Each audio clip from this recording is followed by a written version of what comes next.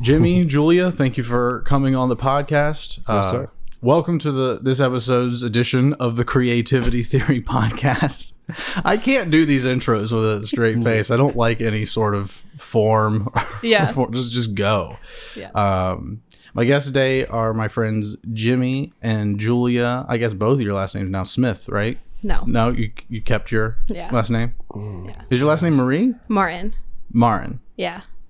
Marie's the middle name. Oh, okay. Yeah. You know how the girls have to worry about those ex-boyfriends stalking them, so some of them don't put their full name on Facebook. I'm assuming. Am I jumping to? I don't want to be easily searchable. Got it. Yeah. Okay. Well, I will contact you afterwards to figure out how to title this podcast in terms of names. Is there a reason you decided to keep your name? I guess I just wanted to keep my. First of all, it's a process to change your name. Yeah. I've got a lot of bills, a lot of school loans, credit cards. It's just kind of a hassle, and I like my name. Yeah, fair enough. Yeah, and he doesn't want to change his, so right. Well, I mean, I have no problem with you not changing your name, but I feel like it just feels different if the guy changes his name. I mean, since my name is the most common name in the United States. Fun fact, everybody always says, at least it's not John Smith. And then I get to hit them with James is the most common name in the United States. I was thinking maybe I should change my name. I'm James Smith. There's so many of me out there. I can change it to her name. But then there was, I don't know, something emasculating about that to me. Yeah, I feel you. Yeah. But then also it's like, We did discuss just making up a last name and then both changing. That could be, that's interesting. Like hyphenate. But then hyphenating, I've learned it's not a good thing. Just working in the medical field and talking with people, it can really mess up stuff with medical records and flights and things like that. You're having a hyphenated last name, so I'm just not trying to deal with any kind of stuff. Got it. Any more frustration. I want to keep my life as chill and easy as possible. I'll probably just title this Jimmy and Julia. That works. To circle back. J&J. Anyway, so my guests today are Jimmy and Julia. And obviously, before we get into it, I don't know if you're familiar with the format. I do have to read an ad first before we go. So here's today's ad. This episode of the Creativity Theory podcast is brought to you by Firestone Tires. Look, we really have no argument here. Our tires are very similar, if not exactly the same as other name brands out there. But we did pay for this ad, so if you could get some of our tires next time you're doing that, cool. If not, and you decide to go with Bridgestone or Michelin or whatever, that's also fine. I don't actually care. I put in my 2 weeks earlier this morning, and I'm so over it. Say whatever you want in this ad. Fart, poop, cum, whatever. Literally, who cares? My ex-wife is beating me to an absolute pulp in divorce court. She's getting the house, both cars, full custody of the kids, and child support. I don't even got no boob tube to watch sports with. I live in a fucking storage unit. I'm sleeping on a box spring. I have 2 shirts. That's it. So yeah, by all means, go get some fucking Firestone tires. I think this employee probably worked for Goodyear Tire, not Firestone. I don't know. Goodyear's sure. One of their competitors. Well, look, man, I'm just reading the text. Don't shoot the messenger here. So, the two of you got married. That was earlier this year, right? This is the last day of 2022 that we're recording this. This will come out in, what did I say, the 22nd of January. Fun fact, we got married on October 22nd. Julia's into the numbers. Yeah. Are you? Yeah. It is 2022. 10/22. She had to look up and make sure the numbers aligned and make sure it was a good day to get married. 10/22/22. Yeah. So how's married life been? It's the same. It's the same. People ask us that all the time. I think it's such a funny question. It's exactly the same. Yeah. Except now he's a husband and I guess I'm a wife. Yeah, and now I that whole happy wife, happy life thing is very, very true. You really have to adopt that. It makes that's not a bad thing. It's just like you really have to start thinking, stop being so selfish, and really think about how your partner and you are going to move forward with situations and circumstances and things like that. And I don't know, getting married a little later in life, I just turned 40. Really? So, I know, this baby face. Right? You don't at all seem anywhere near 40. Thank you. But dude, when I was at UNCW, everybody said 28, and I just let everybody think I was 28 because I was going back there, when I started, when I was like 35. So I just let everybody think I was 28. What do you do to maintain your youth? I used to tell everybody it was don't get married and don't have kids. So maybe the grays are going to start coming in really hard now. You know what I mean? So 1 year from now, I'm gonna check in with you. You're gonna look 50, dude. Gravity's gonna grab my posture, and I'm just gonna have just all hunched over. I already got that. Get a cane, a walker. Oh my gosh. Well, a little fun fact for the folks at home. I'm pretty sure, if I'm doing the numbers right, your podcast it wasn't swimming with Jimmy, wasn't it? It was passing out with Jimmy. Passing out with Jimmy, but the art was like you in a pool on like a. So my friend had a swimming pool that he just didn't cover or treat for a whole year, and I hopped in the middle of January, and it was just straight green. And at that time I had a really long beard and I looked pretty homeless, so I just hopped in it with a beer, and he took a picture. And then when I started doing my podcast, I was like, that's going to be the picture for my podcast. It's also the picture for his Hinge profile too. Oh wow. Oh. I mean, it was a good picture. Obviously, it landed me. Exactly. It was married. It was 1 out of 5. I hope my podcast art gets me married. Imagine if I put this on him. It could work. I mean, you have a lot of stuff out there. People really have to understand that you're a character in a sense that that there's a lot with you. You know what I mean? Yeah. Well. We'll get into that in a moment. But so many questions. The fun fact was, I'm pretty sure your podcast, Passing Out with Jimmy, was the first podcast I ever did. Really? I'm pretty sure. I was 17 and I was like new to doing comedy. And you, like how you and I know each other is, you describe yourself as like a regular attendee of the local Wilmington art scenes, particularly comedy, right? Yeah. I stumbled into Nut Street one night. Didn't know we had a comedy club when I first moved down here, and just fell in love with it. And then like after a month of going down there, I was like, I'm going to try this. So I gave stand-up comedy a good 6 month, good old college try, and then realized that I was going in a dark place, and then I couldn't my normal life was just trying to find jokes with everything. But I really learned to love the art form and appreciate the art form. So I still kept going because I love watching everybody work on their stuff. So I just kept going, and then I still wanted to contribute something. And then when I lived on my own, I started my Passing Out with Jimmy Smif podcast because I passed out at the comedy club 2 times, and I just thought that was a funny thing to title it.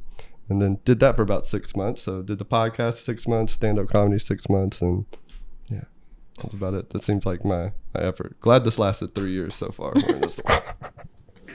Yeah, you were my sixth guest on my podcast, and that's funny that I'm number 6. For real? I think so. I only have 2 episodes up of mine that are still on iTunes. I only got to episode 13, so.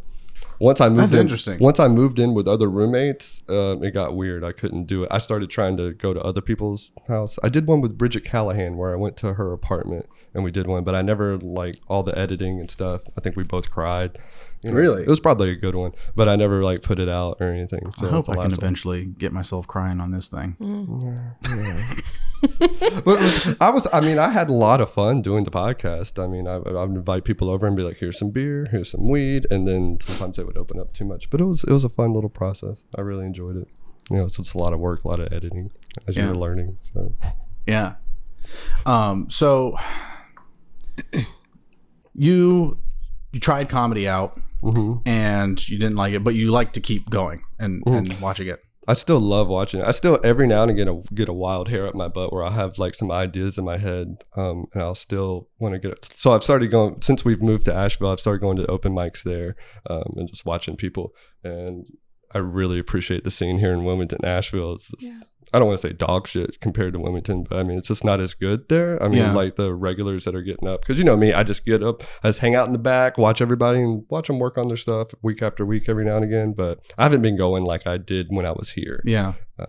But I just love the art form so much, but that passion, I don't feel the need to do it, really go after it. But every now and again, if I have a funny idea, you have to test it out on people, to see if it has legs and you can build on it. Yeah. Well, I want to ask you as like more of a fan and observer of the Wilmington comedy scene, because I share the sentiment that like a lot of other places where there's maybe like a bigger, more vibrant scene, there's something that doesn't seem as like Wilmington strikes this nice balance of it being kind of like a small, kind of tucked away scene, but it's pretty it's pretty, what's the word I'm looking for? Like unique, and there's a lot of like unique voices in it. I don't feel it is that way now, but I feel that the golden years, which I would refer to like between Nut Street and then most of the old Dead Crow, I feel like in the last year, like final year or two of Basement Dead Crow, it started kind of teetering off in terms of being that really like amazing, probably vibrant, unique scene. Why I stopped going as much, I didn't know. I just, if there's something magical, I'll keep going. If the magic leaves, I kind of stop. I don't know what it was. If it's just the well, I wanted to ask you about your perspective on it. Like, do you share that sentiment? Yeah. And from your perspective, like, what do you think happened? I think I don't want to say any one individual. I don't think any one individual's ego got to them. I think the scene kind of got its own ego, and I think everybody kind of fed into that, and you started to believe that everybody was the shit, but it was the shit.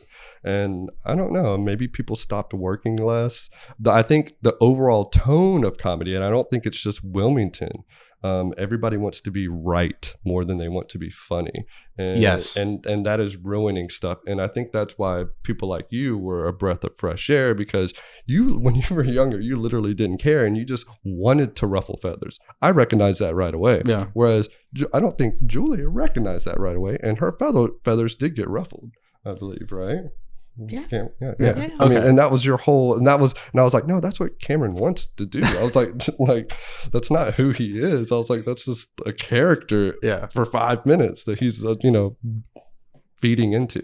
But I think like stuff like that, like people, if somebody like young like you were to come along and start doing that kind of stuff again, would probably get shut down right away or canceled or something. Yeah.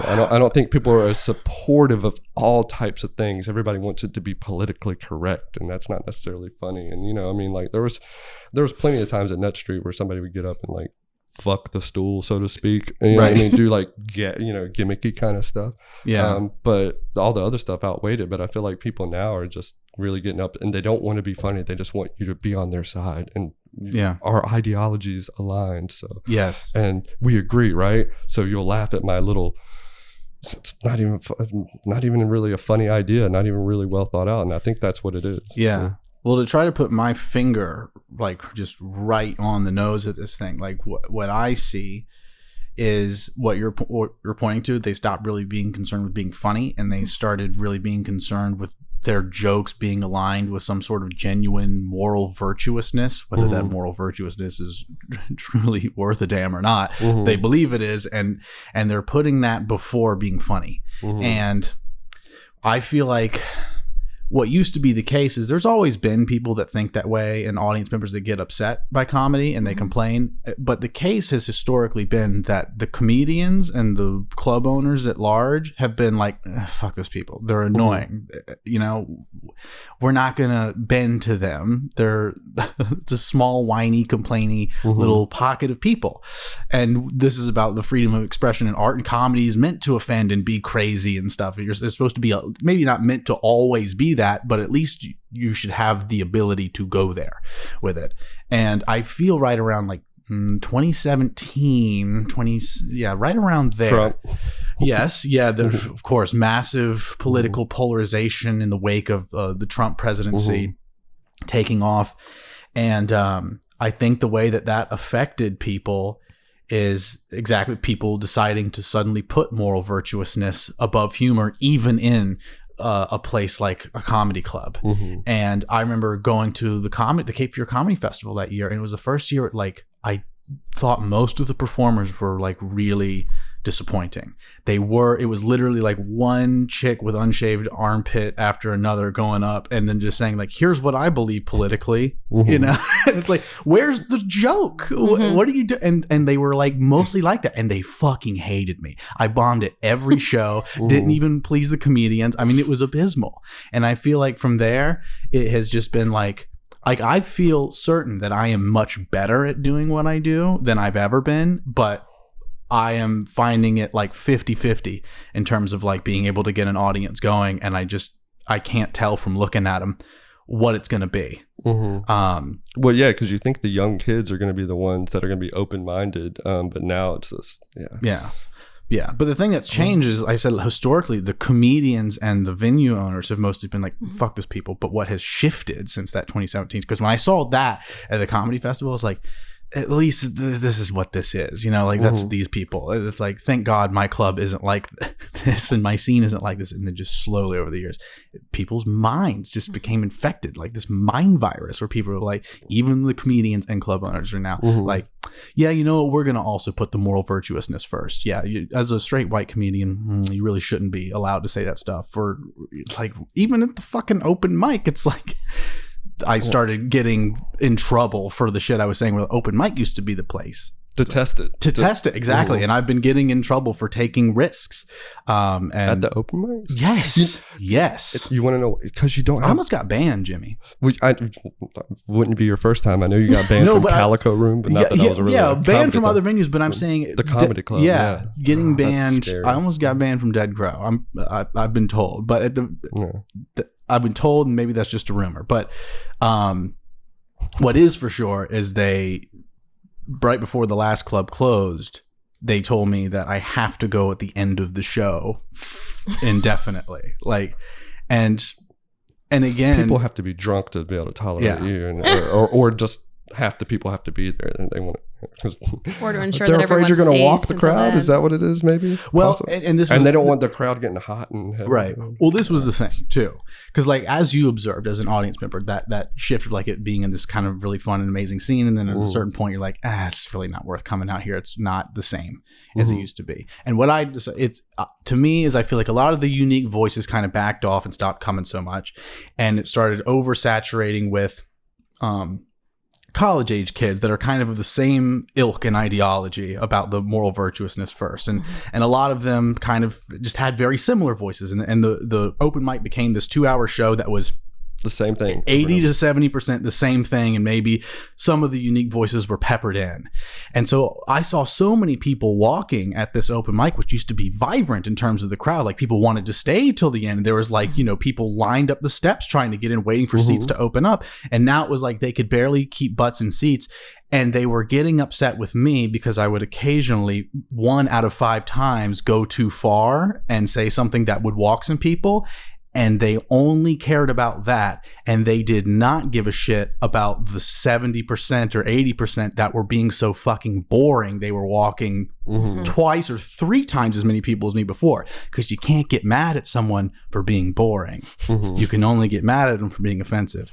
And I got into some pretty tedious arguments behind the scene about this that just went nowhere. And that's the essence of my frustration. I bet that was uncomfortable. Comedy locally and people who I love and respect, and I consider even like friends and family.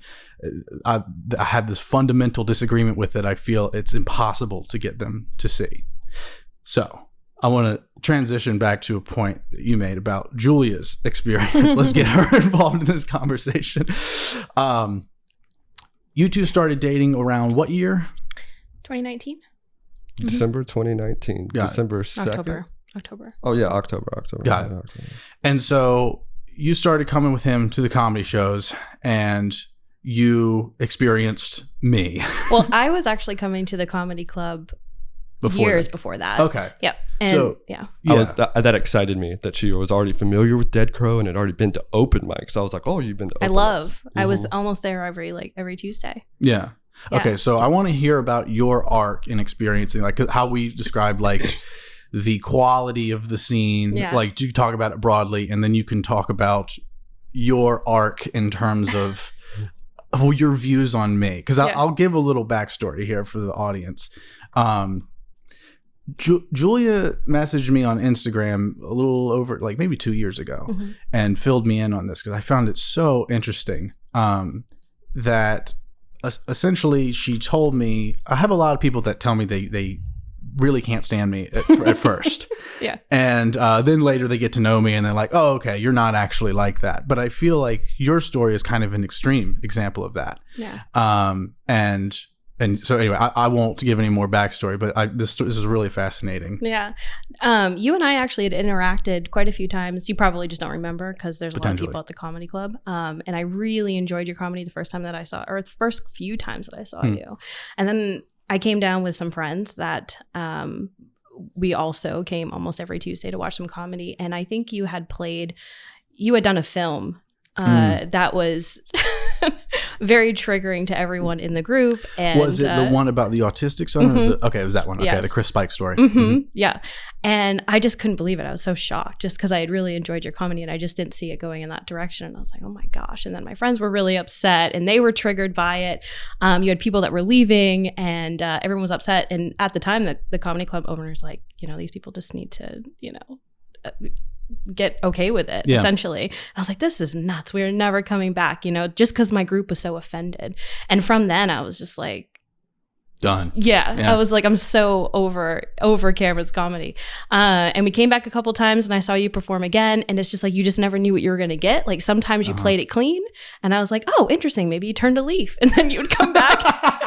And then you'd come back and I'm like, oh no, this is just like part of his gig. So when Jimmy and I first met and we were going to comedy shows together, I think I mentioned, I was just like, oh, I just can't stand Cameron. I cannot. And Jimmy made it clear. He's like, oh, he's like a friend of mine. And I was like, that's going to be a problem. That's going to be a problem. Yeah. I was just more like, Cameron's like, he's a special boy. He's doing it all. I was like, and he's really testing everything. He's really finding he's doing the true thing that a comedian does, really testing the audience. And I was like, that's what I loved because I don't like it when everybody's laughing. I want half the people laughing, half the people uncomfortable. That's fun. Yeah.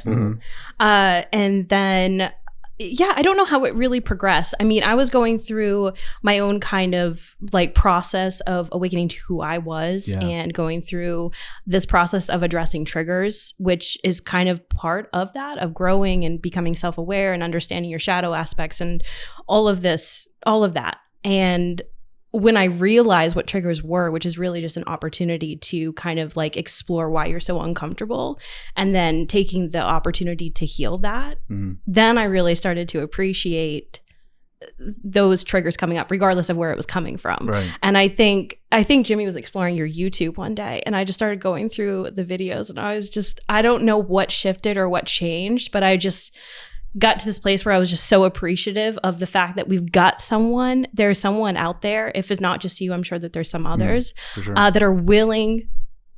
That was something I was just so fascinated by and impressed by, that you were willing to go that far. Like I could never do that. So I think it was super triggering to watch you get people so riled up. Like confrontation is not something that I am trying to engage in. Take those social risks. Yes. A lot of people are not willing to do that. And so it became something that I used to cringe at. And then now it's something I highly admire because a lot of people can't do it. I don't think I could do it. Watching some of the videos that you've posted on YouTube, I'm like, that's insane. You're really, really willing to make people super uncomfortable, and that comes with also a little bit of alienation. You don't, for sure, for sure. Yeah.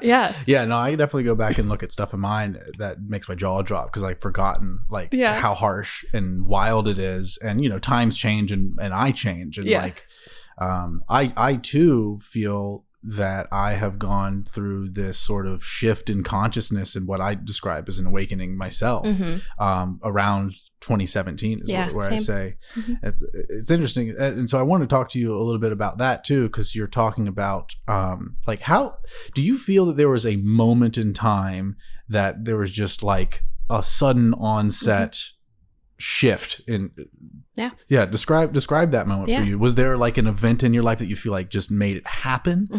And I was talking to Jimmy about this morning because I was trying to explain it happens differently for everybody, and I said to try to explain to somebody what that moment is or what happened in that moment is so like insignificant to what actually occurs for the person that's experiencing it. So it'd be really hard to explain, because everyone goes through, maybe it's a near-death experience. It could be something as simple for me as I was meditating on something and received an answer and a confirmation, and it was just something that it was so clear to me, and I don't know how to describe how it happened. Yeah. But well, I think what you're describing is, one, you could probably pretty clearly describe the difference between yourself prior to that moment versus now. So I want to hear your perspective on that. But also, I think what you're pointing at with the moment, the thing that you feel is related to shift, it's like this event that could be something as significant as a death, but it could also be something as insignificant as I was in my car driving home. Because for me, it was this moment. Like, I remember the events. I went to go see Tim and Eric live in Washington, D.C. It was the second time I went to see them live. I saw them in Atlanta 2 years prior, in like 3 years prior, in like 2014. And it was incredible. Like, it blew my expectations away, because I was like, I love Tim and Eric. I can't imagine what a live show will be like. I don't really have much expectation. I'm curious. And I went in, and it was like Broadway level performance, but it preserved their humor. And it was it was the most fascinating live performance I've ever seen. And it was genuinely hilarious. And they were on tour with Steve Brule. So they had John C. Reilly come out and do that character. It was an incredible show. And so I went into the second time. They were doing a 10-year anniversary Awesome Show tour, and I went to see them in Washington, D.C. And I had that same kind of expectation. And Tim and Eric have been like longtime heroes of mine since high school, maybe middle school. And here I was going to this, and I sat in, rather than being in the audience like it was the first time, I sat in these balcony seats. So already a disconnect there. And I was watching them, and rather than it being a bunch of new material, it was them rehashing re-performing bits from Awesome, which made sense because it was the 10-year Awesome tour. I'm not like knocking them for doing this. I should have known really what I was getting into. But the experience I had was uncontrollably very disappointing for me. And the drive back was very long. And I was not into listening to podcasts at all. I knew of Joe Rogan, and I had watched at most 5 minutes because he had John LaJoie on in like his first or second year doing the podcast many years ago. That's pretty, and I knew he was a comedian. I knew the Carlos Mencia thing. That was the extent. But my friend Chad, who I was with, played a little bit of the episode with him and Henry Rollins. And so it was something in tandem with the disappointment of Tim and Eric show, listening to two interesting individuals have a unique conversation. Because again, podcast is pretty alien to me, like fairly in terms of consuming it. And then getting back, and I was already starting to like question my habits, like smoking weed. I was a year out of the one relationship I've ever been in, and had gone through a very dark, depressing moment, and had this kind of moment where I was, I think everyone has some degree of suicidal thoughts through life, but I was feeling them very strongly at one point, and then just had this moment where it's like, if I really want to do it, then why don't I just do it? It's like, I clearly don't want to. So what is that about? Why don't I want to? And I got curious about that. And I got curious about consciousness. And I got curious about meditation. And so it was like all that preceding. And then this moment, that's where I feel like just through this 12-hour period, I woke up the next day and was just seeing life anew. And I was suddenly so interested in taking in information, like in whether it's solid peer-reviewed scientific stuff, or it's even the more ephemeral, like it's just people on YouTube speculating about sort of sci-fi concepts that could be like quantum suicide. You can never die if you're in a room where you click the bomb. And, it's like you just shoot into another universe where you keep living, like things like that. And just amalgamating this understanding of reality that it's like really waking up to your ignorance, really waking up to I don't know, and then going from believing in nothing from like a nihilistic atheistic sort of perspective to like I genuinely don't know, and it could be all of these things at once. And that's how I describe the shift, and just the thing coming from a disappointment of a Tim and Eric show and listening to a little bit of Joe Rogan. It seems so stupid. That's my things. So. And that's why it's so hard to describe to someone too, because I think you and I probably, people who have gone through it understand, like I could explain it to you Yes. and you would be able to receive it. But if I were to try to explain it to someone who hasn't been through it, then they wouldn't really grasp or really understand, because that's exactly what happened for me. And it was like after that moment, I went into like a good couple years of like pretty extreme solitude and exploring everything. I was the same way. I wanted to read everything. I wanted to know everything. I wanted to like, I couldn't even describe everything I saw was different. And I even like explained, so like for the first like few months, I was actually a little scared because I felt like I knew something that could be like smelled on me or something, you know? It's like you're awake to something that you never really realized before, or you're like, you just feel like people know. Some people know. Like I was like really scared for a little while because my senses were super heightened, like colors, sounds, everything was like incredible. Like the sound of the planes. The first time I heard the planes go over, because I lived downtown after that, like the day after, I literally jumped to the floor because I thought we were getting bombed because sounds were that loud. It's crazy. It's a pretty wild experience, and people who have been through it understand, because I think it happens very similar, you know. I don't know how to describe it. Yeah. But I know that you understand what I'm trying to say. Yeah. Well, to break down that description, I want to go back to like what words would you use to describe like what you were like prior to this shift? And then how would you describe who you are now in relation to that? Gosh, I don't know. And I know words are limiting. Yeah. So I would say like you described, a little naive and very closed. Yeah.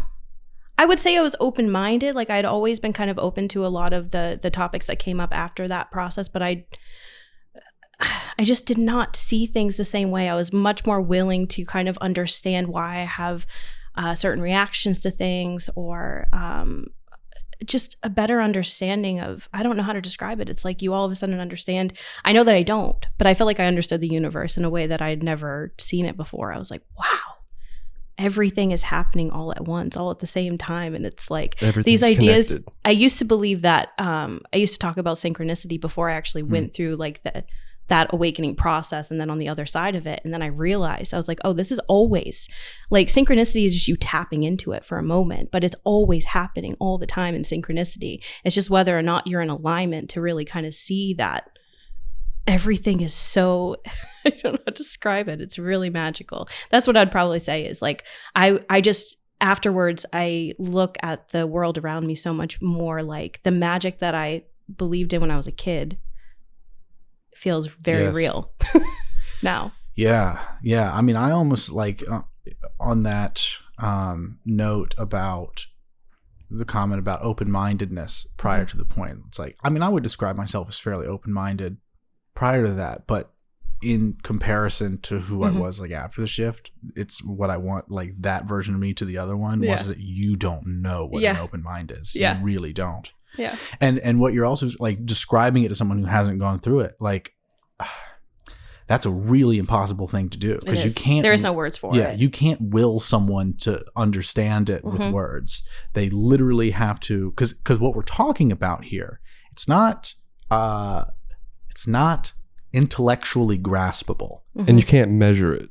That's the thing. You can't like quantify it, measure it. Yes, it's a subjective thing, but I think it has everything to do. I really have adopted this idea of seeing the world as a story, like the way that we experience reality as a story. And I think that even to a skeptical, nihilistic, atheistic person, what I feel like the way to convince that kind of person about the significance of what we're talking about here, because most of those people would just be like, oh, this foo-foo bullshit or whatever. It's like, whatever, just any spirituality thing is garbage, like that. Yeah. But what I want to like say to them from like a more scientific, objective point is like, when you see the world as a story, that even from stories that are fictional, that they can move you and like motivate you. Like you watch something like fucking, I don't know, Harry Potter, and he, right. It's fictional, and he defeats an enemy, but that sort of narrative playing out in a movie can motivate you and move you in a way to go crush a task afterwards. And it can move you in that way. So like,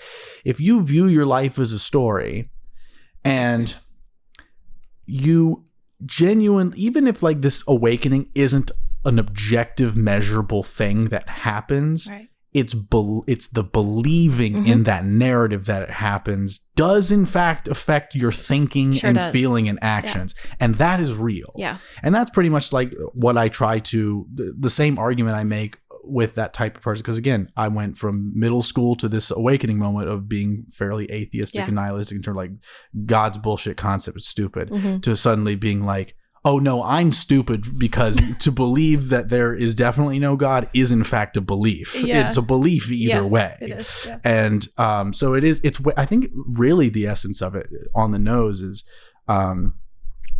waking up to you don't know anything and that all you do is believe things that you believe you know things. Yeah. And yeah, it's all belief. Even the objective scientific world, you are having faith in objective truth and reality. And it does change.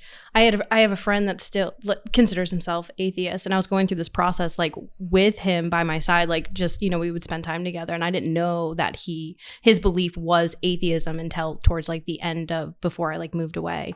And I just remember when he told me, first of all, he was really scared to tell me, because he had been like very interested in everything I had to say. And he would always say like, because I just trust it coming from you. Like, I know you're not trying to convince me of anything. You're just simply expressing your experience to me. And I had no objective. I wasn't trying to change his mind. I didn't even know he was atheist. And then when he told me that, he just doesn't believe in anything, I just remember being really sad for him. I understand that that's his belief. Yeah. But I was like, if you could feel what I feel believing this to my core, like the magic that is in my life now, I just wish I could give that to people, because it like makes you want to like live and experience it. And it's just, it's exactly what you like, basically what you're saying is I wish I could give that to someone, and I can't do it through just explaining it. Yeah. It has to be something that they experience, they feel. It cannot be explained. I cannot sit here and try to describe or walk someone through a spiritual awakening. Yeah. Like here's your steps on how you can get there. I think the best I can do is maybe help someone just become a little bit more self-reflective and maybe practice some meditation and, really sitting with themselves and taking that time of solitude. But that's about all you can do, Yes. Yeah. Well, that's the other thing too. So how would you describe Awaken Love Healing? Would you say it's like a brand or business, or how do you describe what it is? Yeah, it's again, hard to describe. I think everyone has different types of spiritual awakenings, and they're awakened to what it is that maybe they're meant to do or what they want to do. That's kind of my belief. And so when I went through my process, I very much felt like I should be in the realm of, I guess, a lot of what I experienced was understanding masculine and feminine energies and how they kind of work together and how you can bring those two into balance within yourself. And so Awaken Loved Healing is really my way of trying to do that and support people of getting to a place of their own like inner union, a place where they feel at balance and peace with both their masculine and feminine energy, so they can kind of manifest or just have what they want in their lives. Because I personally believe that if you're a little bit imbalanced in one or the other, it makes it very difficult to kind of bring in what's in alignment with like a unified energies of those two. I don't know if that makes sense. It's kind of hard to describe, but. No, I totally get it. Well, I don't want to say I totally get it, but like I'm picking up what you're laying down, because I think to totally get something is it's an overestimation of your ability to comprehend in any case. And I think that you're much deeper into this kind of thing. And in fact, I'm very interested because there's some terms you use that I'm like not familiar with at all. Sure. Like I'm very familiar with the masculine and feminine energies. Right. Like seeing masculine as kind of like I like the terms order and chaos, and I kind of equate the masculine order and then the feminine chaos. Very much. That's how I the terms I think about it more. Yep. So I'm definitely familiar in that way.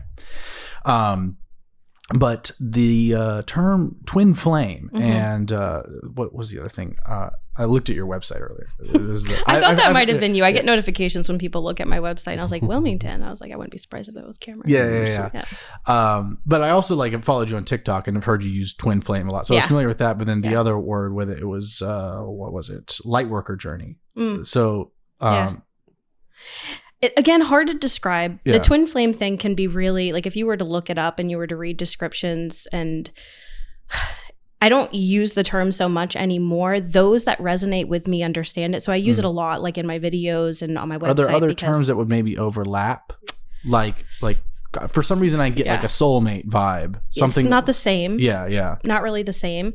And even to this day, I can't say that I fully understand it. I don't think anyone is really ever going to understand it, but my awakening was based around the twin flame concept and term. And essentially it's I guess you could say it's a belief, but I don't even know exactly what I believe anymore. It's I was essentially kind of triggered into an awakening by an individual. And I came across the term twin flame, and it was me reading about that got me to a place where I had or experienced my awakening. So probably like when you were going down whatever rabbit hole you were going down based off of a certain concept or term, it was very similar to that.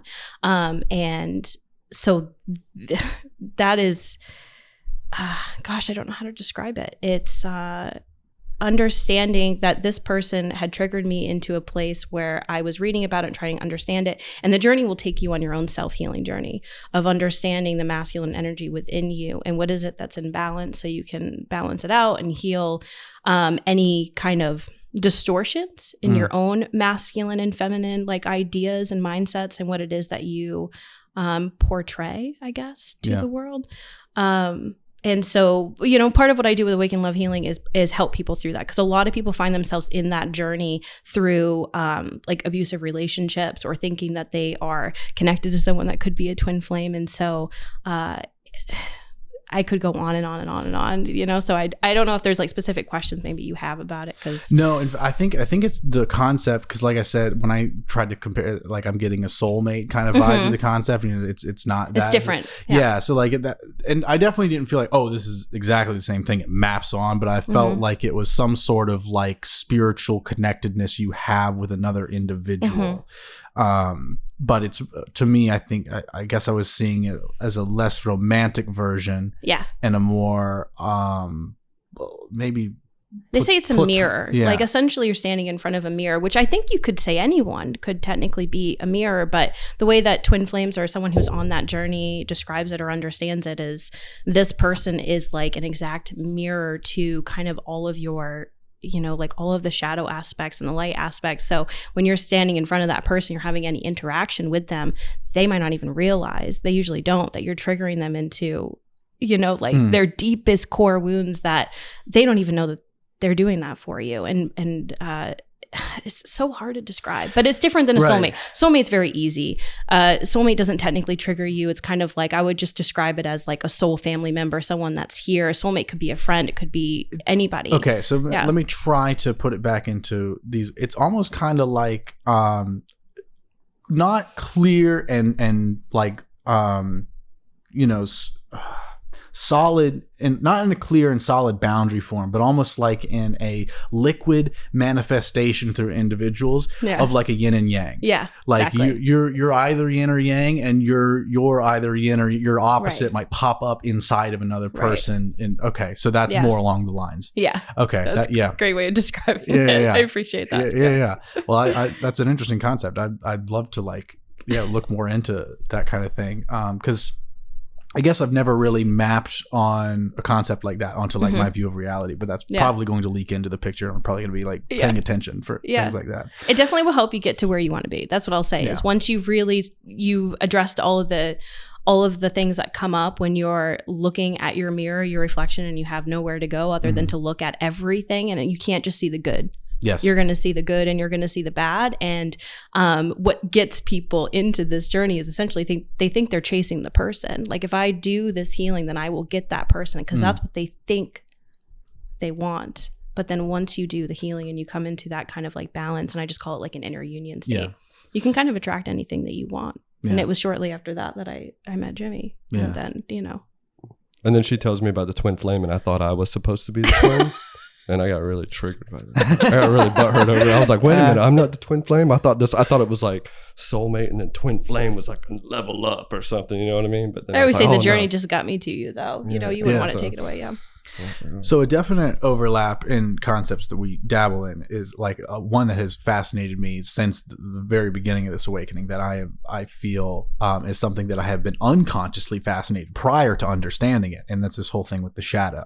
Like prior to the awakening, I would not be able to describe what I do in this way. But after the awakening and understanding this concept, here's how I would describe this triggering type of art that I make. And it, to me, I feel that I am a pretty civilized, kind, maybe even weak version of myself in like real social life. But I take all of that shadow energy and I transmute it into my art. And that's like, I'm so fascinated with it. I'm so fascinated with the darker and evil aspects of people, the repressed things that society wants to repress.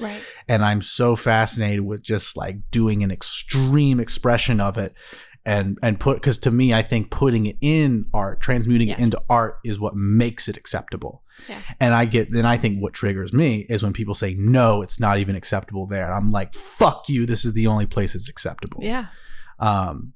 So from your perspective of watching me, is that kind of like while you were going through this shift and playing with this concept, it sounds to me like that absorbing and taking on that concept is what led you to be open to understanding. Is that how you saw what I was doing? Yeah, absolutely. And also just appreciating it for not only myself, but for other people, because there's so few that are willing to go there and do it in that way. And I've always found comedy to be incredibly healing. It's like one of those like huge equalizer, like you could really touch on topics that no one would talk about if it was outside of a comedy scene, you know? So people don't have the opportunities to address something that is triggering to them. Or, you know, you get someone in a show and they laugh at something that should not be funny in a regular discussion. They're like, why did I laugh at that? And, you know, it starts that process or plants that seed for someone to start exploring, like, why are we not talking about it? How do I actually feel about it? Why do we all just assume that everyone feels the same way or that we should feel the same way?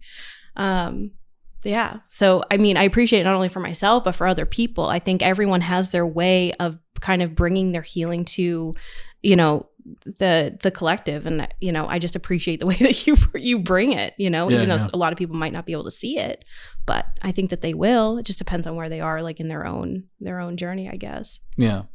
Have you watched that film that originally triggered you since? No, I have not. We should go back and watch that Chris Pike. It's truly one of my favorites. Like, I think it's one of my best works in terms of being as offensive as possible, but while also doing it in a way with, I think, the proper amount of finesse.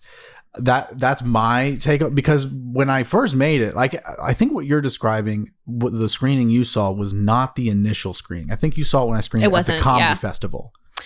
Was it the comedy festival? Because I've only screened it twice at Dead Crow. One was the premiere at like the end of 2016. Was that an open mic of some sort?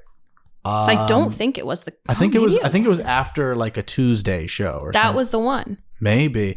Well, to my surprise, I don't remember anyone walking, and I thought there were definitely going to be people. Because there were people in the audience. I think this was super triggering. There were people in the audience that we were like, oh, like they're struggling with, or not struggling with, or they have autism, and people were like walking them out. So I think my friends were having like a super, you know, like they seemed fine, but there were, you know, people walking them out like, oh, you might not want to sit here for this. Right. Oh gosh. Yeah, I mean, I don't know. It's possible that was the first screening, but I don't know. I think I remember going into that first screening having like knowing what the film is. Yeah. And assuming I was going to have mass walkouts and people were going to be very upset with me. But from that first screening, I was so surprised by. You guys walked out and left, right? Like you didn't even finish it, right? I don't think we actually did. I think we were in such shock. We were kind of watching what was happening around us. That you stayed to the end. I think we stayed until the end. But also, I think one of my friends wanted to express her anger with the manager or something like that. Yeah. So I think that's why we might have stayed to the end. I just remember not understanding until about halfway through how... Because I had only experienced your lighter side of comedy. Right. And I enjoyed you at that point. And everyone's like, oh, this guy's such a genius. Here's his film. And I was like, oh, yeah, you know. Oh And then my halfway God. through, I realized what was happening, and I was like, "Oh, Yeah. Yeah, well, again, that my reaction to this is assuming that there was going to be and a lot of people didn't. A lot of people actually didn't walk out. You're correct. There was a few that were walked out before it even really got started, and I think that was also like concerning to the group. Like, why is no one walking out on this? Yeah. Like, we have to say something, you know? Well, because the film kind of has this arc where like it starts and it's like it slowly introduces like what's going on. Oh, his son has autism. Yeah. Okay, there's a little bit of verbal abuse on this concept going on. Okay, it's like really verbally abusive. And then that scene in the park with John Ripley and me, it gets so verbally abusive. And I remember the audience shutting off during that. But when it goes so far to where John punches him onto the floor and calls him a faggot, like that, then they started laughing again. And that's what shocked me. I was like, oh my God, it's so bad. It's won them back.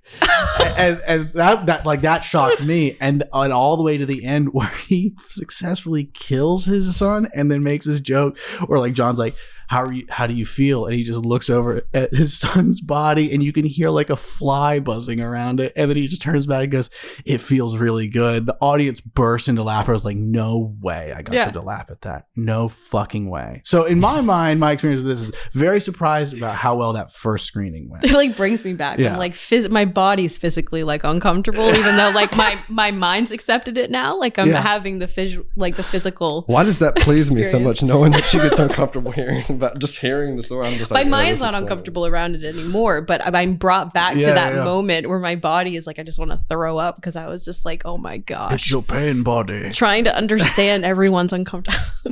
You know, you want to protect people, and then you just like, whatever, what are you gonna do?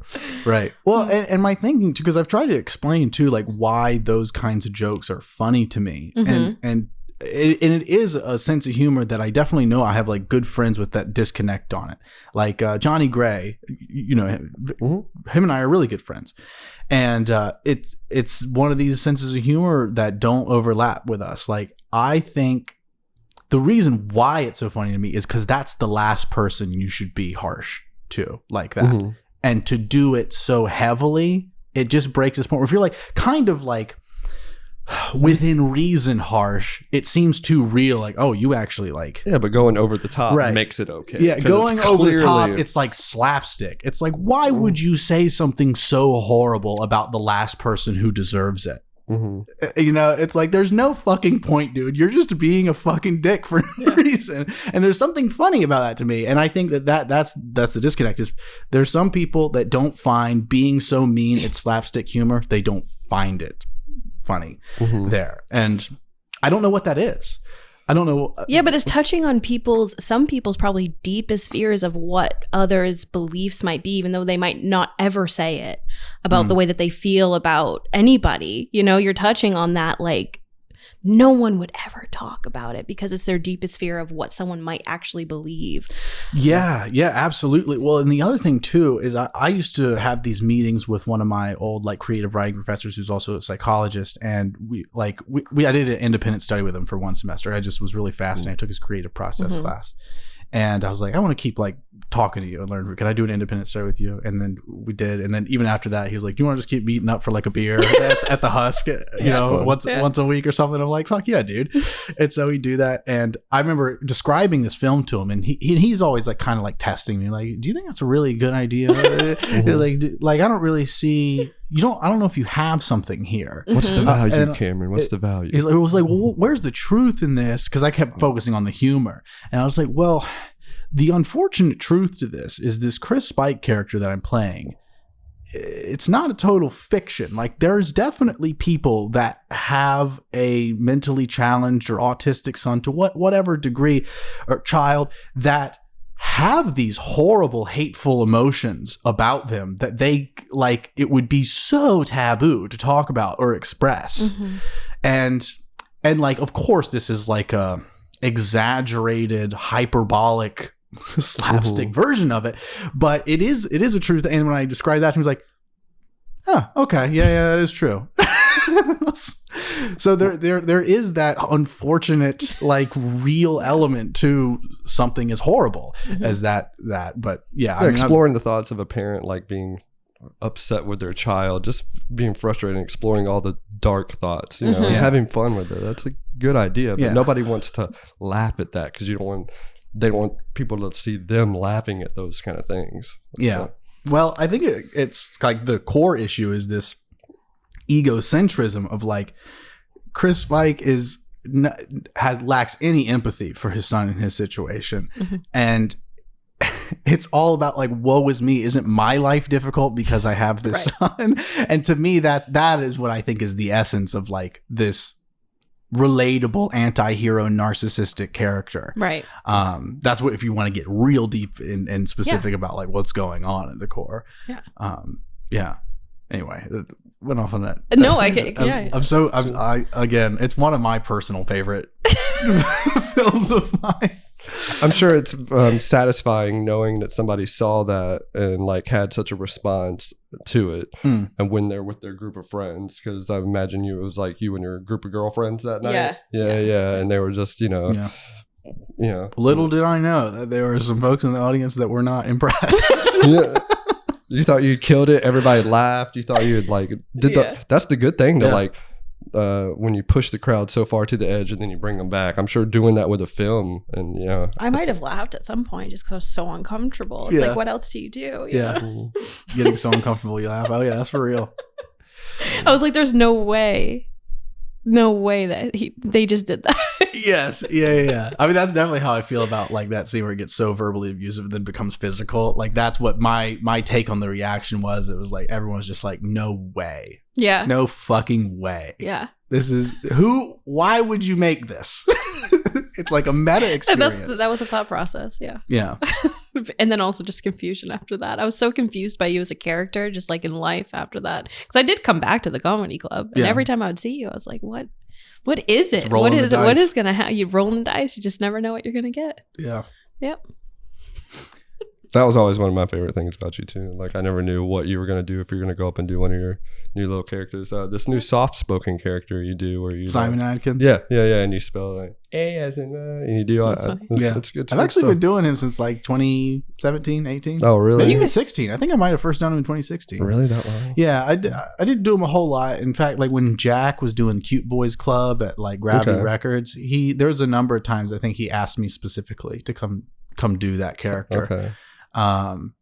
And I know I got banned from Troy's show at the comic books. Yeah. Okay. How's all because I did Simon Adkins and he said just don't do any rape jokes, and I did rape of course.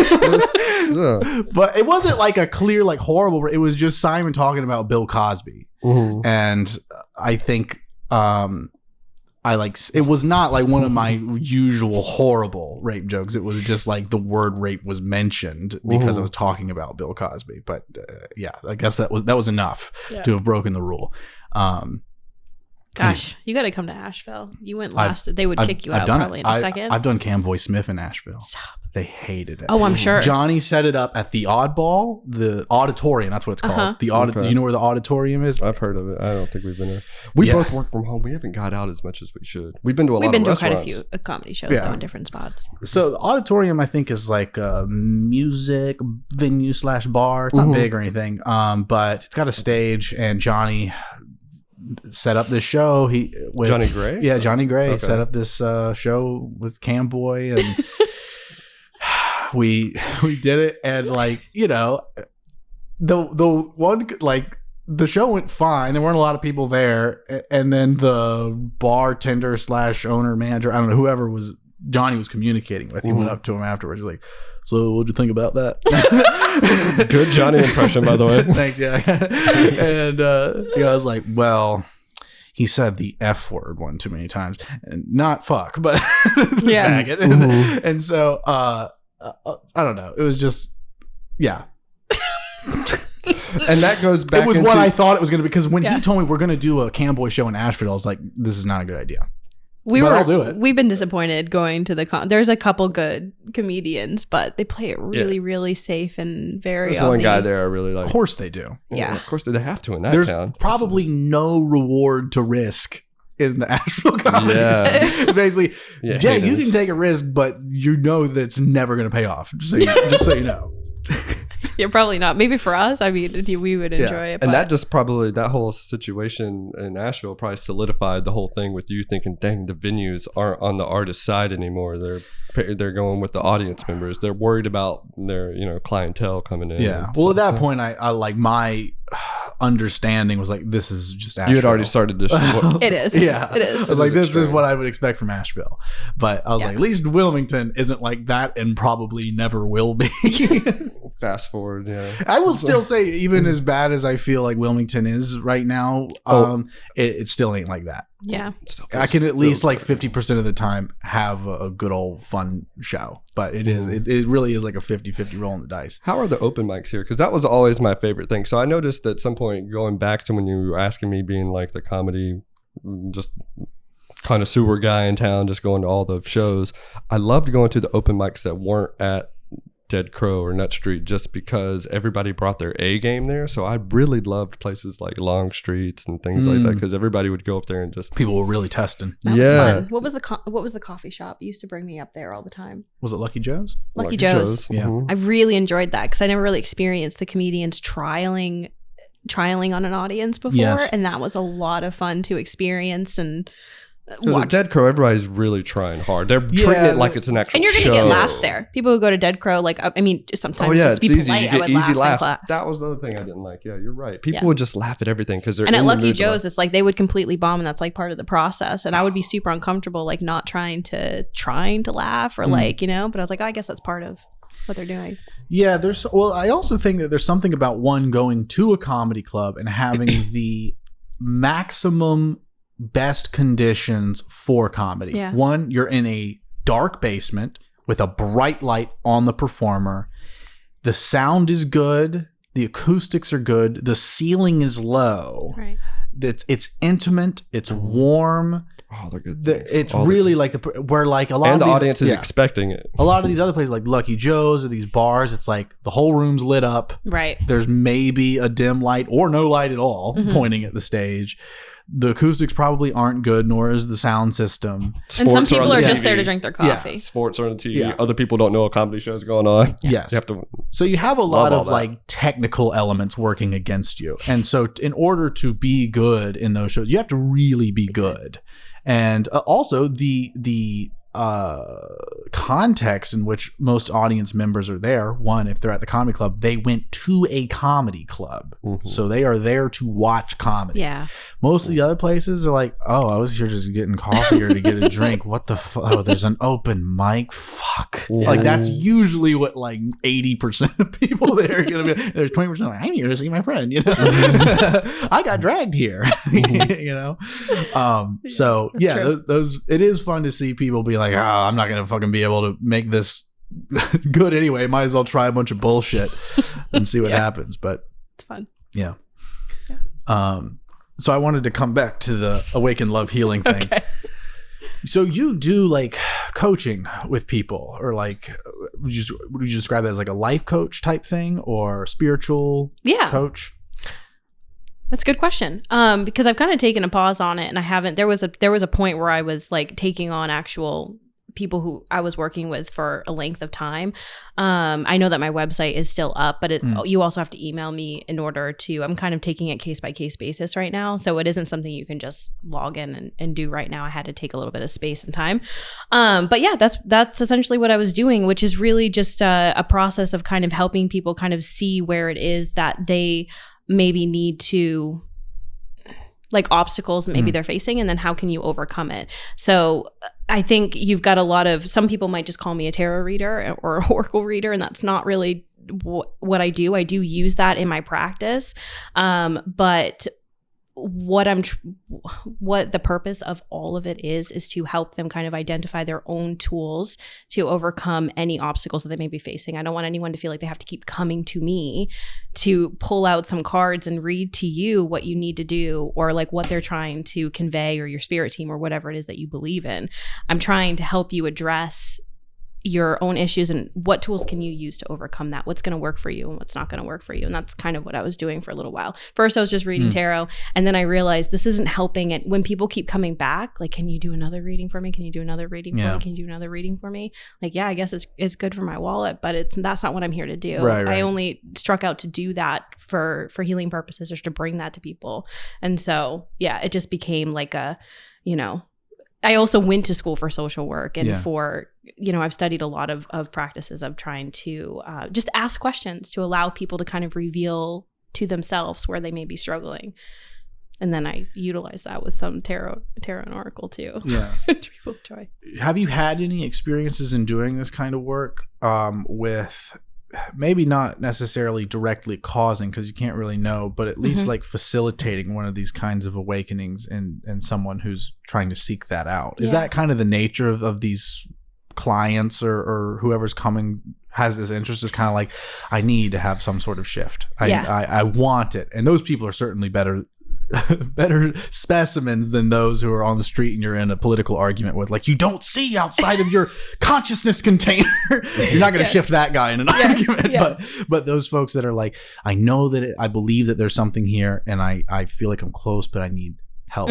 Have you had much experience in facilitating something like that? Usually people who are coming to me were experiencing kind of like exclusively that kind of twin flame awakening dynamic. So those are the ones that were coming to me.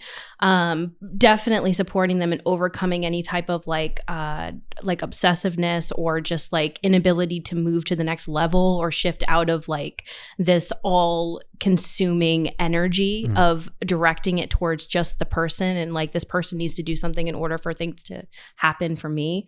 Whereas like my practice is bringing it back to yourself. What is it within you that you can shift and you can change in order to get to where you want to be? Because that's never going to come from anything outside of yourself. It's all about within. So I would say that I've definitely supported people in shifting and getting to a place where they could no longer need to come to me every week and say, can you do a reading? Can you help me figure out like what's going on, or how can I get over this? I think when you're interacting with just the collective in general, like if I were like walking down the street or something, I'm never trying to shove something down someone's throat. I'm usually just asking questions and kind of like sharing my perspective. What if? I ask a lot of like, well, what if this, or what if that? Or, it's all about just planting the seed sometimes. And I've been around a lot of people that, for whatever reason, went through an awakening shortly after we started a relationship, whether that was a year afterwards or whatnot. And I don't know what that is. Again, I think people underestimate, you can plant a seed, just because they don't get it in that moment. Yeah. It doesn't mean that it's not going to come for them. They could be very triggered in that moment, which is usually what it is. You've triggered something in them. They're now upset with you and it's directed towards you, but it's something that's coming up. And then they, come back in a couple months and see where they're at. If you befriend Julia, enlightenment is coming. I like the way you said that. It's coming for me. I do feel like I trigger people. I don't even realize I do it. You don't even know what it's going to be. Well, what about your awakening experience? Have you had one, do you say, or do you feel like you have not had a moment that you consider like this? I've had moments, but I wouldn't, where I feel connected to things that are bigger than myself, but it didn't like totally shift my you don't feel like there's like a night and day shift between like who Jimmy was at one point. Okay, so my mom used to I grew up with like dream catchers and gargoyles and horoscopes everywhere. So you shifted when you were a baby. but now my mom's born again and everything, and going to church and stuff. And so I feel like all that's, I mean, I don't want to say it's all the same, because it's not the same, but it's a belief in something outside of yourself. Yeah. So I was always aware of that. But I think two of the big things for me was, one time I did a float tank, and that was here in Wilmington, actually. And I had smoked a little bit before I went. And I don't want to say I'm good at meditating, but like I'm able to just like relax. I'm fucking sick at meditating. So I'm so good at it, I fall asleep sometimes, which means I'm not really good at it, I guess. But I'm really good at like letting go and like allowing my brain to like shut off. So when I was in the float tank, I wasn't aware of how I was laying there. And I was laying with my wrist open like this, right? And at some point, the whole point is so you can't feel or hear or see anything. And your senses start to play with themselves. So I just started seeing like lights flashing, And then all of a sudden, this white light, I felt like I was being abducted by like an alien spaceship that like shined a white light down on me and started pulling me up. I literally felt my chest like come up like this, and I felt like I was being sucked 1,000 miles per hour into this white light. I was like, my immediate reaction was I had my wrist out like this, and I said, I don't want to die. So I flipped them back over because for some reason that like made me feel like I was open, like I was. And then when I did this, I went and I stepped in, and I was like, whoa. And then after the float on the whole ride home, I just cried. It was like a good release. So that was one moment where I was just like, wow, there's definitely something my brain can connect to other things. Like there's more. Also, I also started thinking maybe that's just my brain just playing when there's nothing going on, but it made me feel like there's something more outside of myself. And recently I've had 2 cousins pass, and I'm an only child. And I started having some like real moments of doubt about what's the purpose, what's the point of everything. It really affected me like hard because there were tragic deaths, and this was, I don't know, I started drinking a lot. I actually didn't drink for a whole year. I expected some kind of clarity to come from that. Nothing came from that.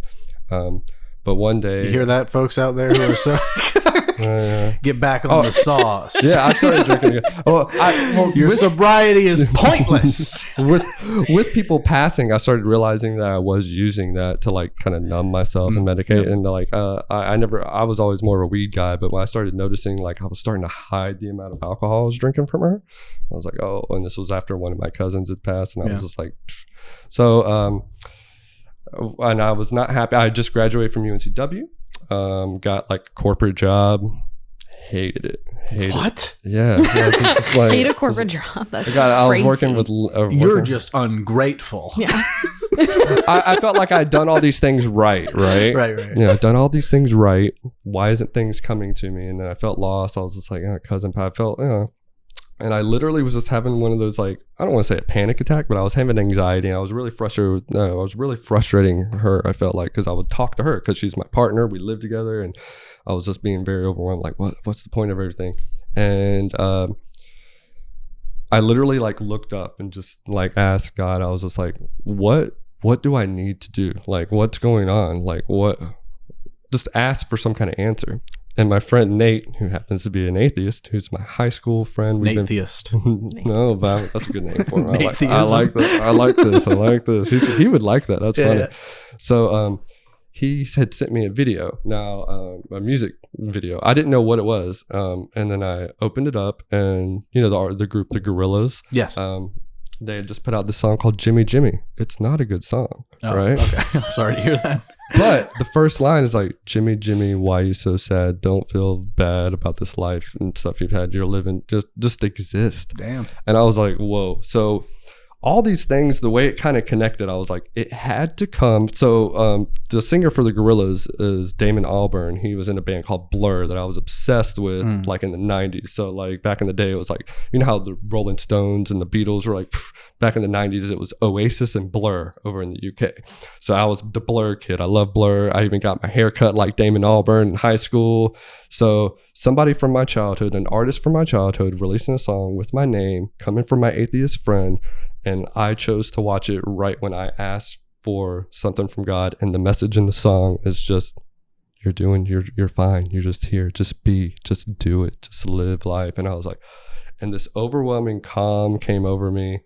And I didn't know how to honor that. And then like 2 days later, I decided to get baptized because I felt like I needed to honor the universe in some kind of way. And in Western culture, like we've adopted Christianity, and I felt really comfortable with the people at my mom's church. I've seen the shift in her and the peace it brought with her.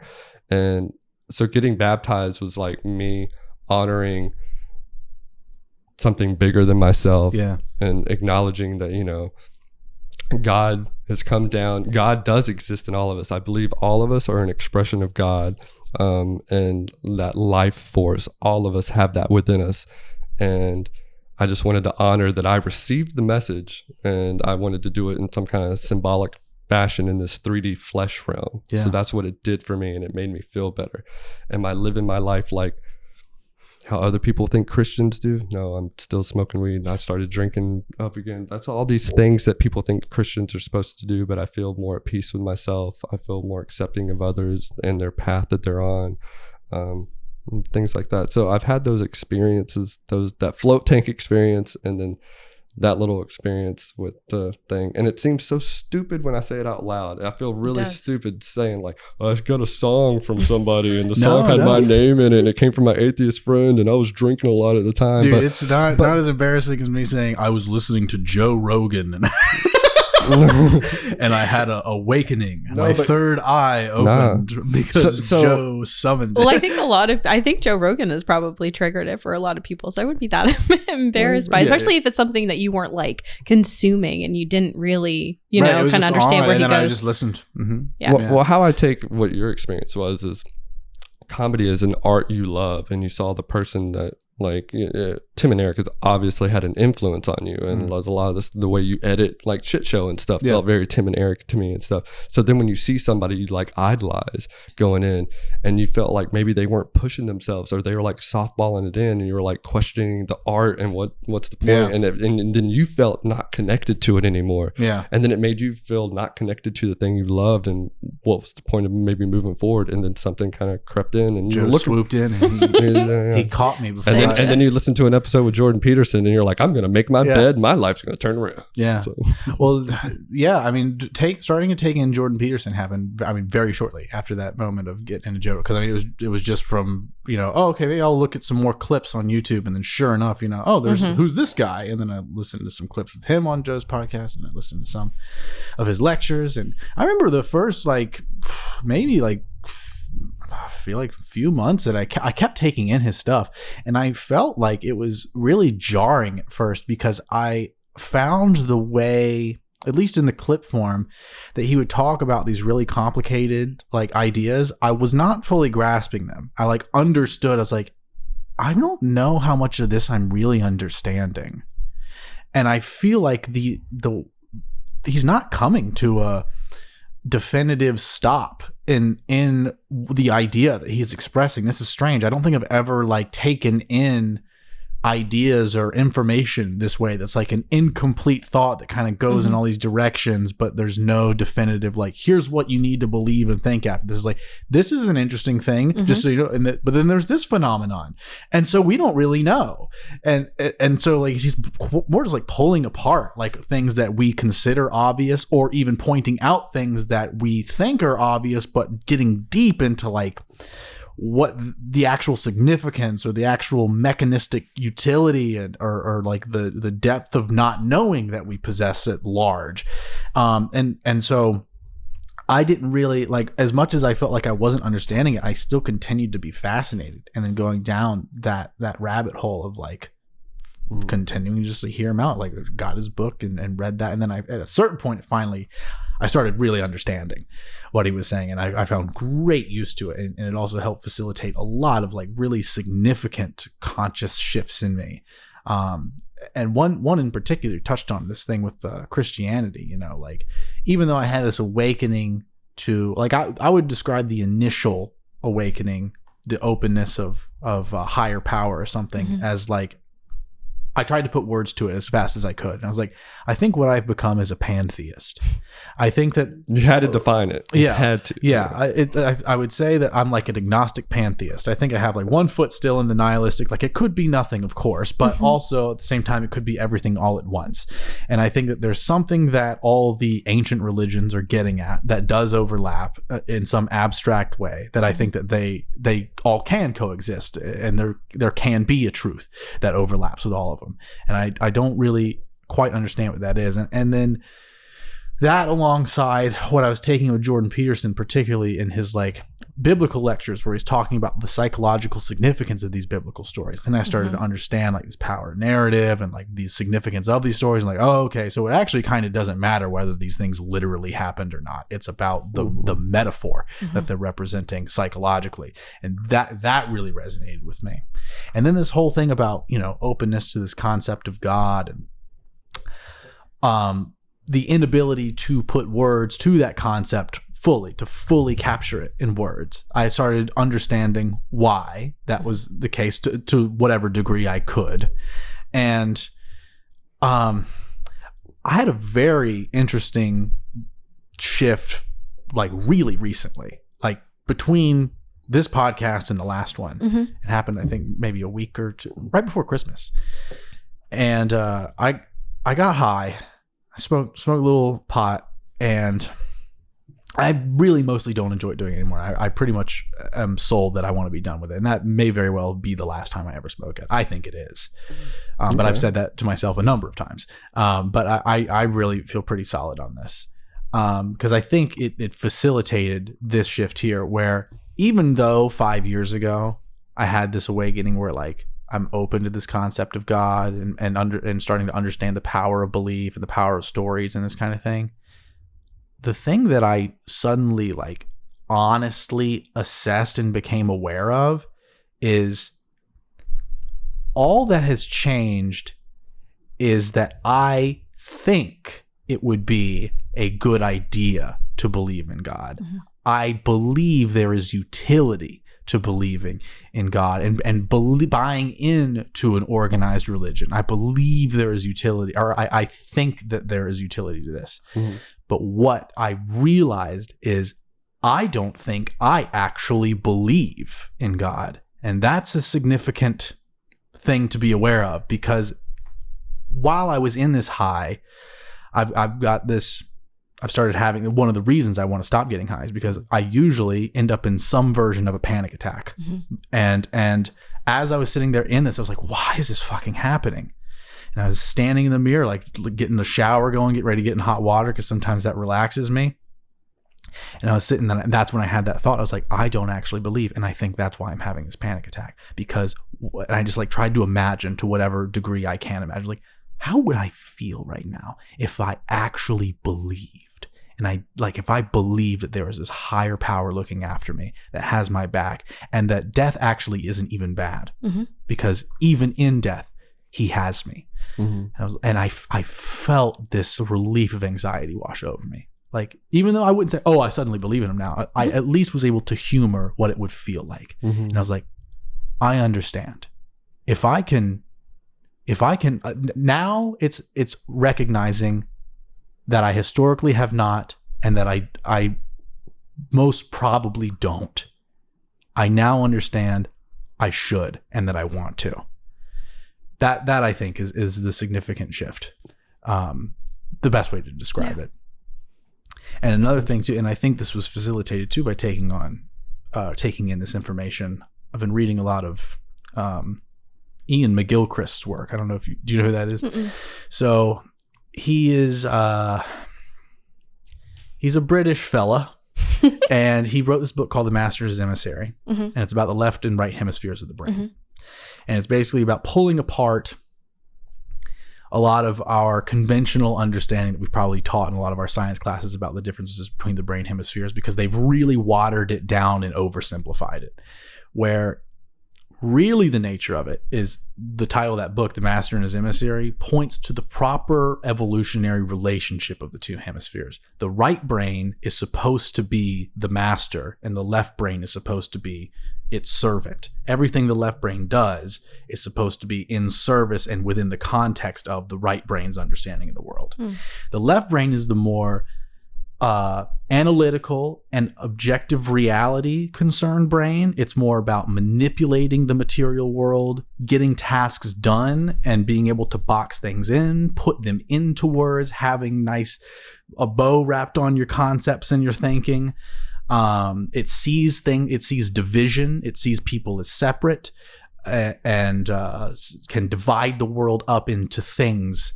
And the right brain is a more open and like interconnectedness, understands the world, like understands the true nature of reality, understands that things can't be put into box, and that it is all one, and that there is no separation between self and everything else. And the words he used in this one interview that I think I either took in during this little freak out awakening, I think either right after it or right before, but it really made sense in this context, is the left brain is the part of you that thinks it knows things. The right brain is the part of you that understands it knows nothing and all there is belief. Mm-hmm. And so it was that really made me realize, like, oh, I don't believe in God. I just think it's a good idea to believe in God. Mm-hmm. And I think that to believe in God, to become fully, perpetually present, to be in a state of flow, and to surrender to God, all of these things are, I believe, if not somewhat, then entirely synonymous with allowing the right brain to assume its rightful position as the master and keep the left brain in context. Mm-hmm. That's, to end my soapbox, that was the completion of that thought. I think that's... I'll take questions now. No, I think that's part of just the nature of being a human. That struggle, that dualistic thing. I'm really glad you used the word surrender, because that reminded me in the float tank. Yeah. That was the word that came to me when I was like this, all open. Yeah, you're surrendering to death. Yeah. You're like, go ahead and take me. Yeah, I heard the word surrender.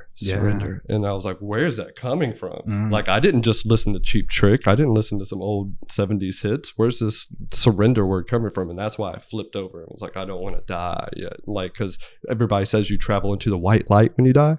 So that was the first thing I thought of when I started going into that white light. So I'm glad you used that. I do have a question, though. Yeah. You talked about smoking and that facilitating this part of the process, and now you want to be done with it, but don't you feel like it was a tool that helped you have that thought, and do you not want to use it as a tool anymore? Because I know we've had discussions before about it helping creative things, and you're such a highly creative person. I don't think you need it. I don't think anybody else needs it.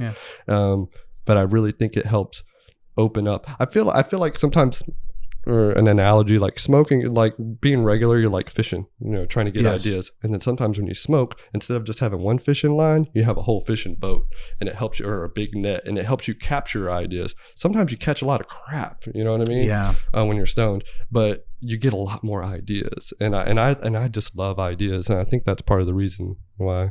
Yeah. But I'm being told, my inner self is telling me I need to take a break from it. Yeah. So I might do a thing like I did with alcohol and just chill with it for a while. Well, let me share my thoughts with you to respond to that question, because maybe there's something here that could help you. Me. Yeah. Because what you described is essentially the argument I've had with myself the whole time I've been arguing for and against it. It's like, well, I've certainly been someone who's been fairly hyper productive even when I've been a total stoner. But in context with the meditation journey, and I think deepening my sensitivity to understanding reality and expanding the container in which I can hold information and all that, the first part of it is, don't you feel that it has facilitated a lot of these shifts in consciousness? And I do agree with you. I do think that marijuana and my experience with psychedelics has certainly facilitated this journey. However, like in the spirit of words I believe Terrence McKenna has said, there's going to be a point where these things tell you it's time to hang up the phone. And I feel like I have been getting that hang up the phone message since about 2018. If not 2017. Like 2017 is like, maybe you should hang up the phone. And I think I got some pretty clear, like at the peak of some really intense mushroom induced trips and even some DMT. It's like, stop doing this. You are pushing it too far. Yep.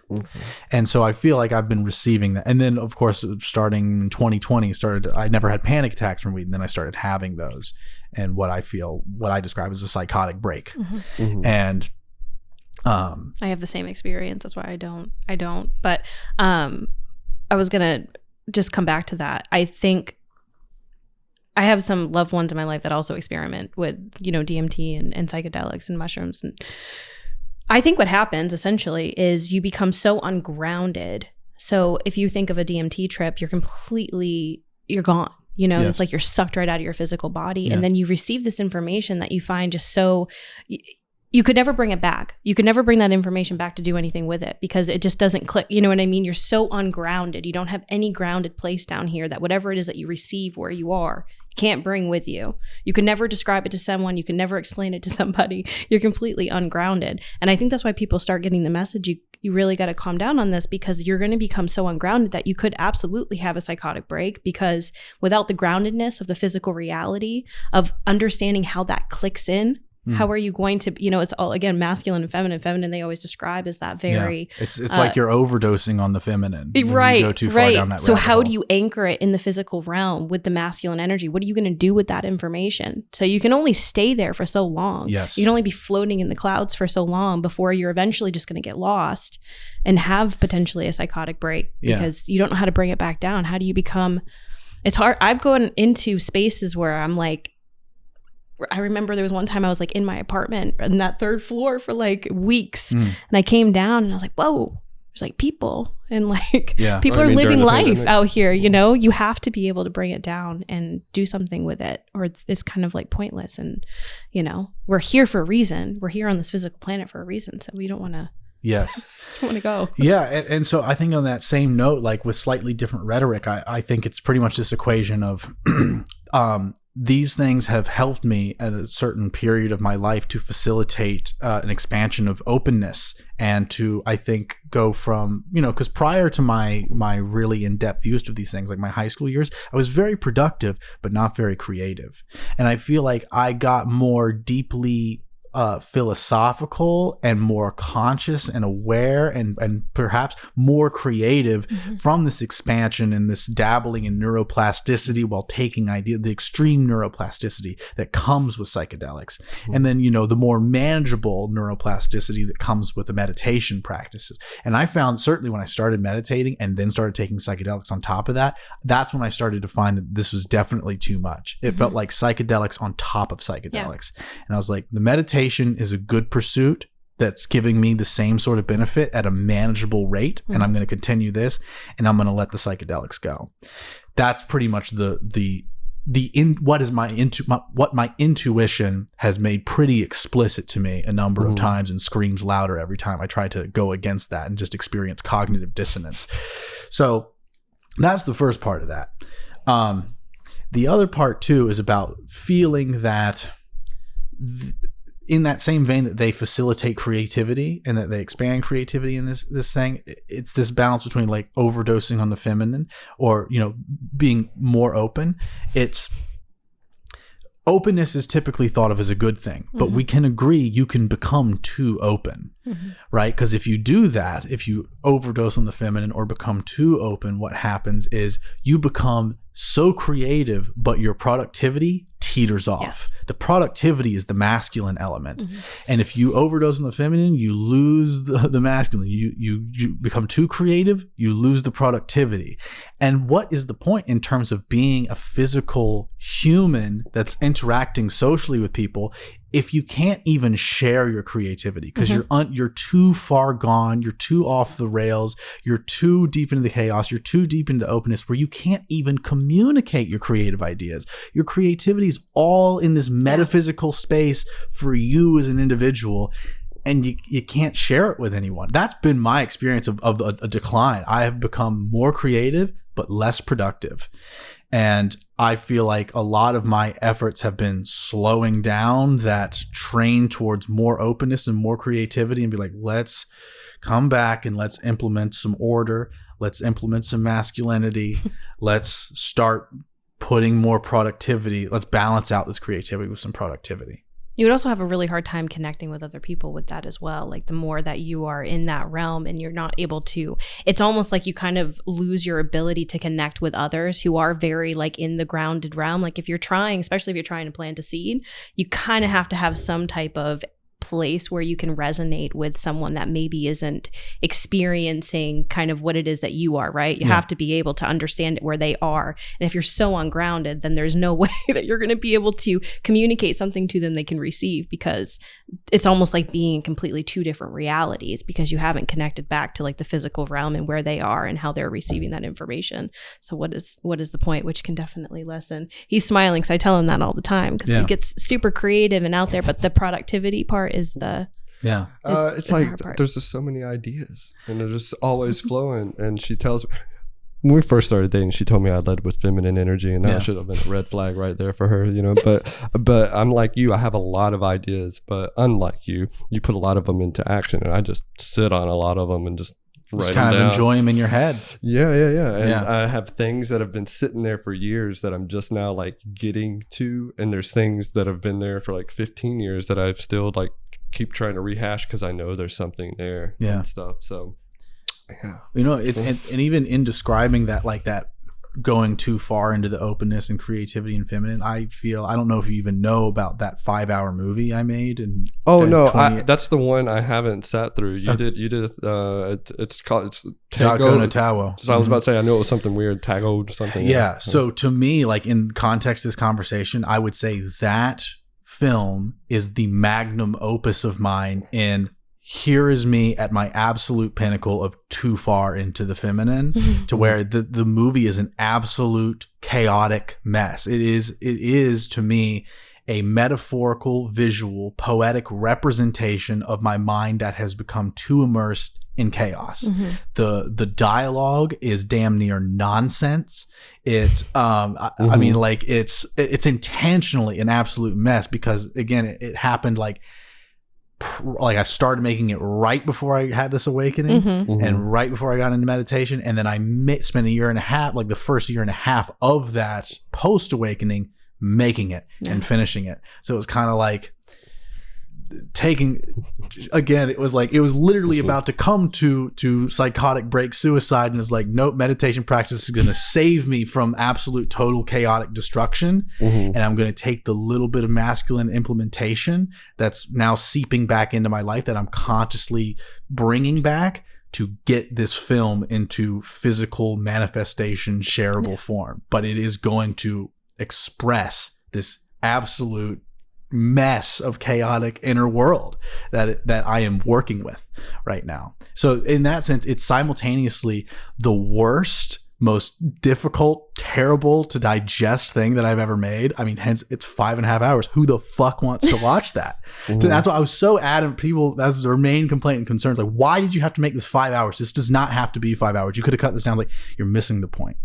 It's not, it doesn't truly represent what it is that I'm trying to capture if it's not difficult to digest, if it's not dreary, and it's not an absolute garbage mess.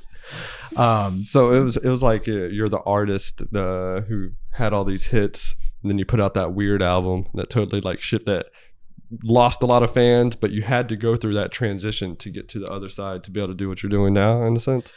I mean, to find the balance. It's a similar story to that. I would say it's a more extreme, like, oh, okay, he's making some things. Oh, okay, this thing makes absolutely no sense in the context of anything else he's done. He's totally lost his mind. I'm not looking forward to anything else he ever does.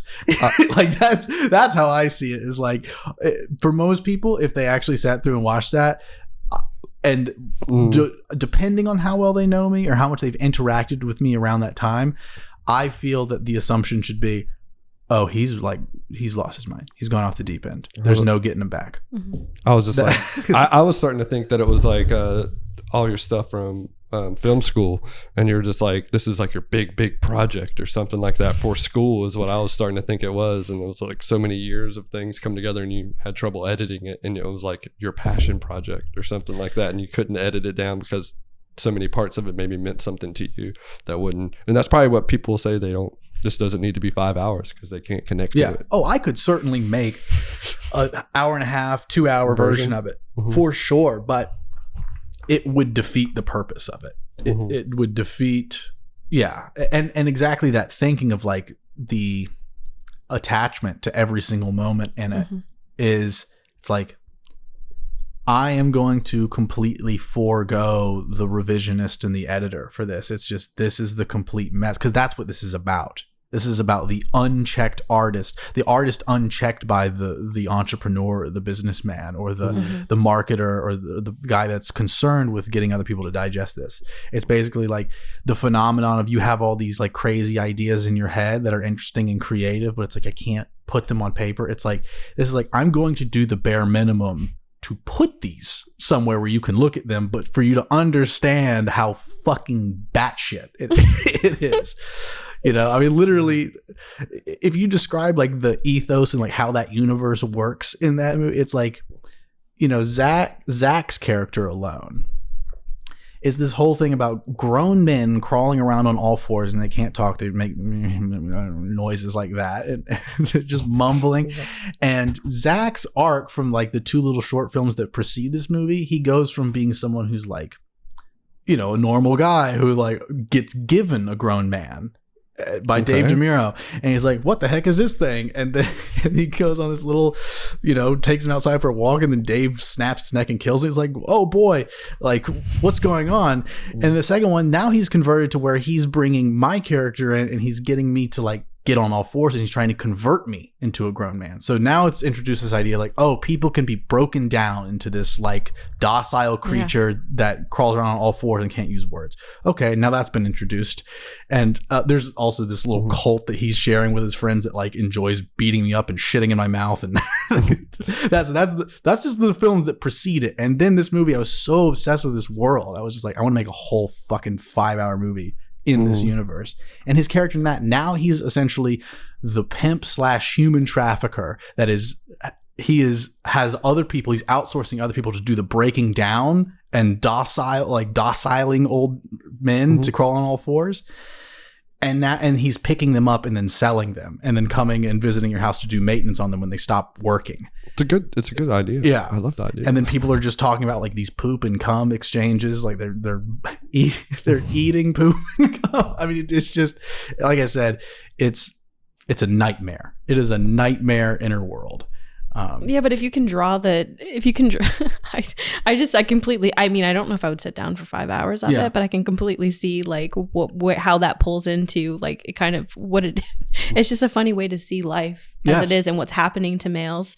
I'm just referring to males because that's what was happening here, but you know what I mean? I think a lot of males would explain it like that. Like what is even happening to us, the way that we're viewed or what we're supposed to do or how we're supposed to behave anymore. It's just like, what is this version of it? And then you say this on one end, and then on the other end, you want us to be the man, you know? We talk about this all the time. And that when you were describing that story, I was like, oh my gosh, I can see that as in like the collective's all gotten together and like, this is now what being a man should look like. And then it's like we get everyone to transition or move in that direction. And if you're not performing as that type of version of a man, then you know what I mean, you're not good enough. But then women on the other side are like, well, we don't really want that, you know, we actually want the man. It's an interesting, that was kind of like what my brain was doing when you were explaining that story. You know, I mean, let's get everyone together to make sure that everyone understands this, how a man operates. And now we're all talking about how like, you know, that's not working for us anymore. How do you even describe that? Yeah. You know, I don't know if that's what you meant by it. No, but. And that's sort of also like, I also went from being super fascinated and getting into David Lynch and particularly learning about his like ideas behind making the movie Inland Empire, which he shot. It was the first movie he shot himself on a Sony Handycam, which is like the same type of Handycam I've used like my entire video filmmaking life. So I was like, even though I have access to nicer cameras, I'm going to use that Handycam to make this movie. And also like I can do anything and it will all connect in this greater sense that like is outside of my control. It's just like how reality works. It's like I'm just going to follow intuition and I'm not going to question any idea that pops up, and I'm going to implement and put it in this thing. And it's basically like the only limitation I have is what can I pragmatically do with my resources and people I have and what I have access to. That's fun. And that's essentially how the thing got made. But in terms of digging into the meaning of it, I mean, it is an infinite well of just anyone like could think of anything. Same way if you were looking at an art piece, everyone sees something different. So I mean, we could totally go down like a multi-hour rabbit hole of discussing like what it means in terms of this like representation of what's happening to men in the world and this masculinity, because like you pointed out, this breaking down of them, but then also like other men are participating in this process and like doing the breaking down and they're cheering it on and they're excited about it and exploiting it. And you're becoming an evolved man, even though no women want you anymore. And there's like there's like 40 to 50 people in this movie, and I would say only like 3 or 4 of them are women. And so like that's another thing too, that women are like this like symbol in the movie. The way that women, I mean, we could talk about that. It really is like kind of just this dark picture like the deterioration of masculinity, or like almost like and I remember making it with this thought in my head. It's almost like a shadow beneath our real world. Like it's a shadow representation of like, it's not the opposite of what's going on, but it's like this exaggerated. Have you seen that episode of Rick and Morty where they do they have like the toxic version pulled out of them or whatever? Mm-mm. Oh, I haven't seen it, but I understand where you're going with. Yeah, it's basically they go to this planet where it's like a spa, and you can have the toxins like clear out of you, like a sauna or something. But it like goes so deep, it literally takes all the toxic traits out of you, and then all you're left with is the best parts of you. So essentially, it kind of removes your shadow entirely, and all you are is the best version of you. Yeah. But the shadow has to go somewhere, or this toxic version of you goes somewhere, and it's trapped in this thing. But the toxic version of Rick is smart enough to get out of this trap, so both toxic Rick and toxic Morty escape. But anyway, so that that's a kind of what I was going for. Is like there's this. But it's not the words I would use to describe it. It's definitely very different. But it is like this, some sort of nightmare, shadow, toxic version that is inside of the spirit of what's going on in reality. Or at the very least, the way I see things inside my head. And that's really what it was about. It was about like kind of holding this gross mirror back up to myself. So I could have this massive piece of work that in a meta sense, I put a lot of time and effort into, and I know it's garbage and I know no one else likes it. And I personally love it, but that's all I have. And that's what that's about. It's about, I'm the only person this is for. And that's okay. Yeah, it is okay. Because you had to get it out of yourself to go on to other projects. Because if you didn't, you would have been... Yeah. I did have to get it out of me. I do agree with that. But it's okay and it's good. But I should not continue making things. Like I should not spend the rest of my life with that as the goal. Because I think it's an expression to... I really would say it's... a magnum opus in making work for myself. Like it's doing the extreme. Like this is literally for no one but me. And I took it too far on purpose, and I need to get that out of my system because I need to really start not people pleasing and just making things for other people, but I really need to start focusing on that balance of what do I have to express that other people will enjoy, and how can I make it so that other people will see it and will enjoy it? Because otherwise, what the fuck am I doing? There is this social and relational element to sharing art that I have really taken on some ideology that dispenses with that and acts like it's bullshit to try to please anyone at all. It's like, look, there's some truth to going too far in either direction. It's really... Well, I think stand-up probably makes you... And the fact that you still do stand-up all the time makes you really aware of that, because you're constantly looking to the audience to let you know what's funny. Yeah, real feedback in terms, are they laughing or not? Because if they're not, you're failing. Yeah, and then at the same time, that doesn't matter at the same time. I mean, you have to do that to get it out, and that's a good like litmus test to see what's going to work.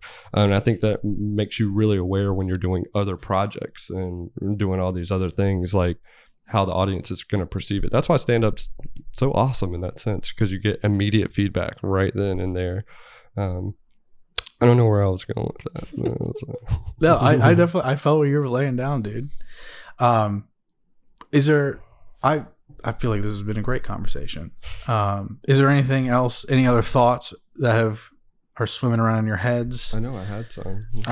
There was something I was going to say when we were talking about, the left and the right side of the brain, and kind of allowing like I see it, but yeah, I think you were talking about like the side that is kind of like more of that surrender side, of allowing that to kind of run or be the leading factor. Yeah.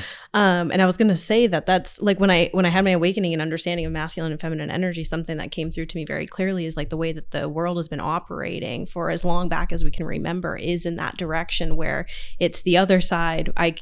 I'm going to get them reversed because I see left as feminine and masculine as right. So it's like the other way around. But we have been leading with essentially what would be the left brain.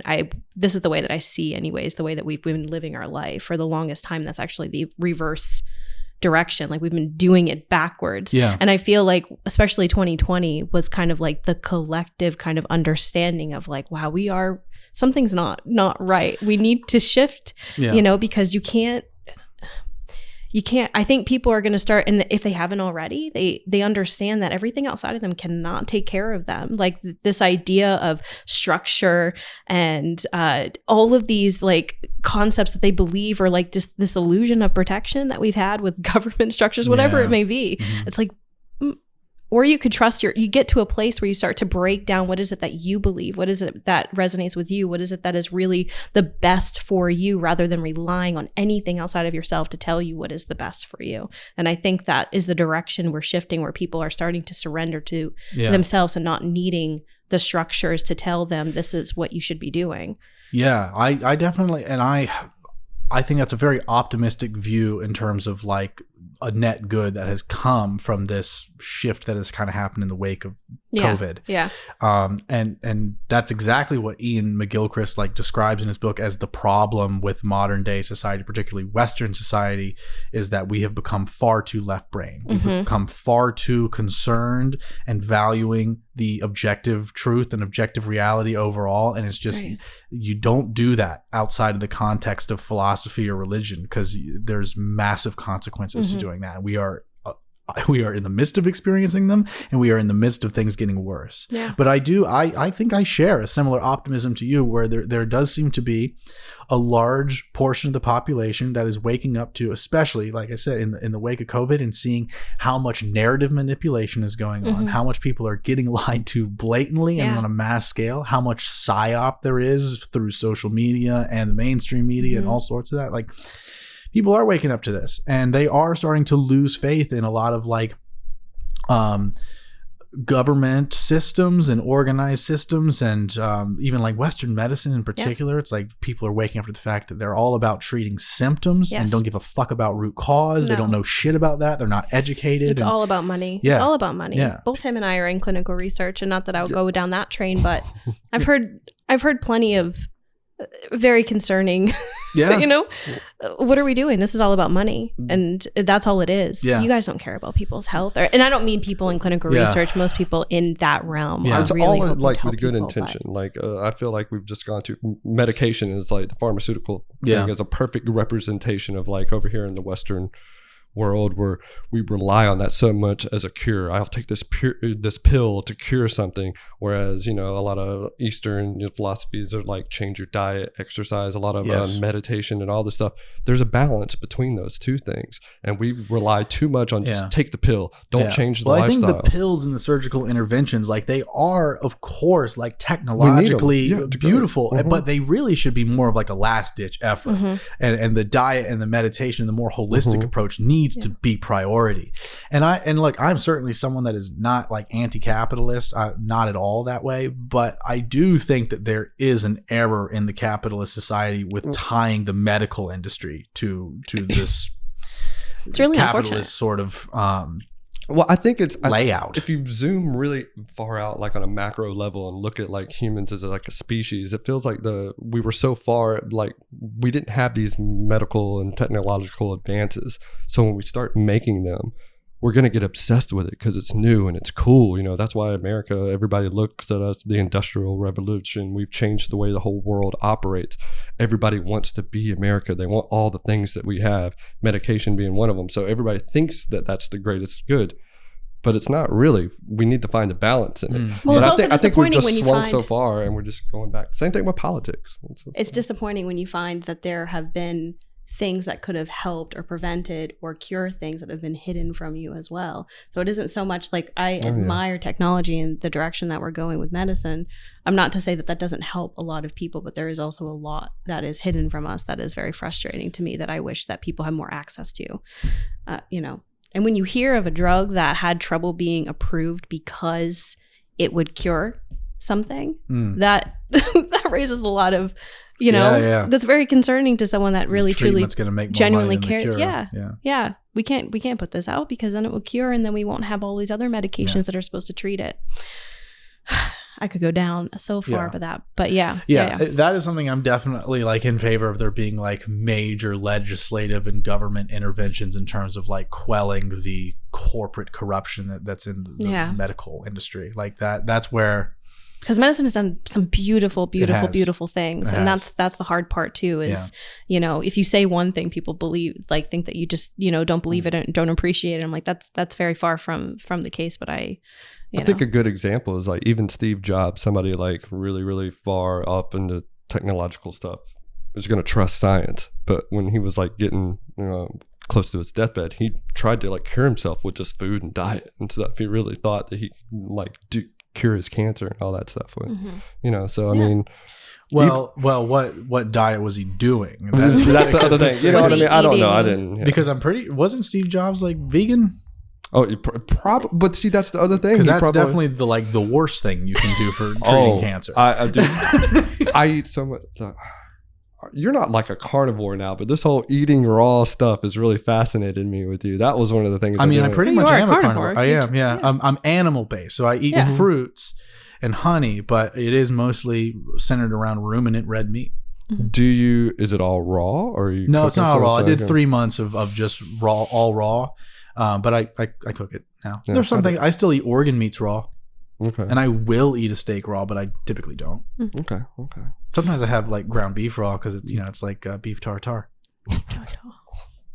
Yeah, I mean, I don't know if I could do that, but I definitely think they're valid. Don't knock it till you try it. I know, man. This whole, the Mikhaila Peterson like doing your lobster video was amazing to me. I loved that. That was one of the things I wanted to bring up. I thought that was great. I think that video was actually my transition, where I was really like, only because I really, really enjoyed it. Like, I watched that video so many times. I don't know what about it. I just love so much. But it's probably you in underwear.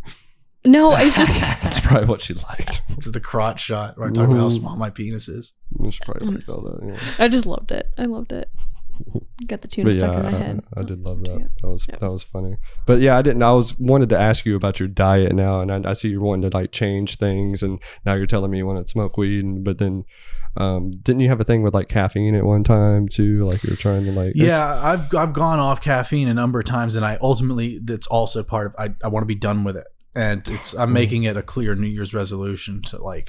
Oh, you're done. Man, I had a friend, one of my old roommates when I first moved to Wilmington, really into gaming, really into like first person shooters, and he got off caffeine, and then he also stopped masturbating for a while. Yeah, I've done that. And then he said it really helped his focus, and I was just like, you mean to tell me you're not gonna like have a soda and a coffee and you're not masturbating just for like 3 months just so you can play this video game better? I was just like, well, that's not. I don't do it for no video I know, game. But that was like what he was telling me. Like he could focus, and he felt like his attention. He was like sharper and all these things. Yes. And I was just like, we always hear about the fighters not wanting, and I'm just like, man. I don't know if I've ever went more than like a month or two, maybe 2 months, but I didn't. Just like with the drinking, I didn't get this clarity thing. Yeah. So man, I don't know.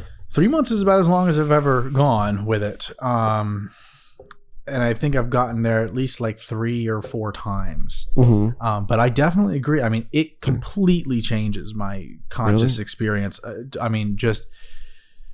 Fixing the diet definitely relieves anxiety a lot, and getting rid of caffeine once you get past the withdrawal period definitely helps in that too. And also helps with the clarity and the energy and all that. Like all these things contribute to this, but man, once you get past the uncomfortable 2-month mark and make it to the 3rd month and beyond, the energy and the clarity and the power, I mean, it is unreal. It is just it's a difficult place to get to. It's difficult to fight the urges getting out for the first couple weeks, and then a month it creeps back on you real intensely, and you just gotta. I think that's what's always happened to me. I think I've like reached that month and a half or something. I think a lot of that power really and that confidence comes from, not just what's physiologically going on because from what I understand is from an evolutionary perspective, men's bodies are pretty much designed to get that right because it's about reproduction. That's their role in reproduction is producing semen. And so it takes a lot of physical energy internally to produce that so that it can create life. And if you're constantly throwing it out, your body has to constantly do that work to create more of it. Where if you stop letting it go, your body has so much more free energy to give you to do anything else that you're trying to do. It goes to your mind, it goes to your body. And so there's that as the base, but then also the psychological element of saying no to the urge is that control. That in itself, over like continual like urge comes up, saying no to it, and actually like letting mind go over bodily urge in the most primal and powerful sense of that dynamic. That's what I think really creates that sense of confidence and alignment and power and focus and all that. Is you are saying no to like the strongest evolutionary the thing urge that you really can't control within you. That's like you said, the primal thing. So I'm leaving this, stopping weed and stopping masturbating. I recommend it. I recommend committing to like stopping all the things that your conscience is telling you. This is in the words of Jordan Peterson, stop doing things that make you weak. You know, and I have that voice on repeat in my head every time I'm like thinking like, oh, maybe I could. Oh, there is benefit to caffeine. It's like the benefit is less than the loss. The loss is more than the benefit.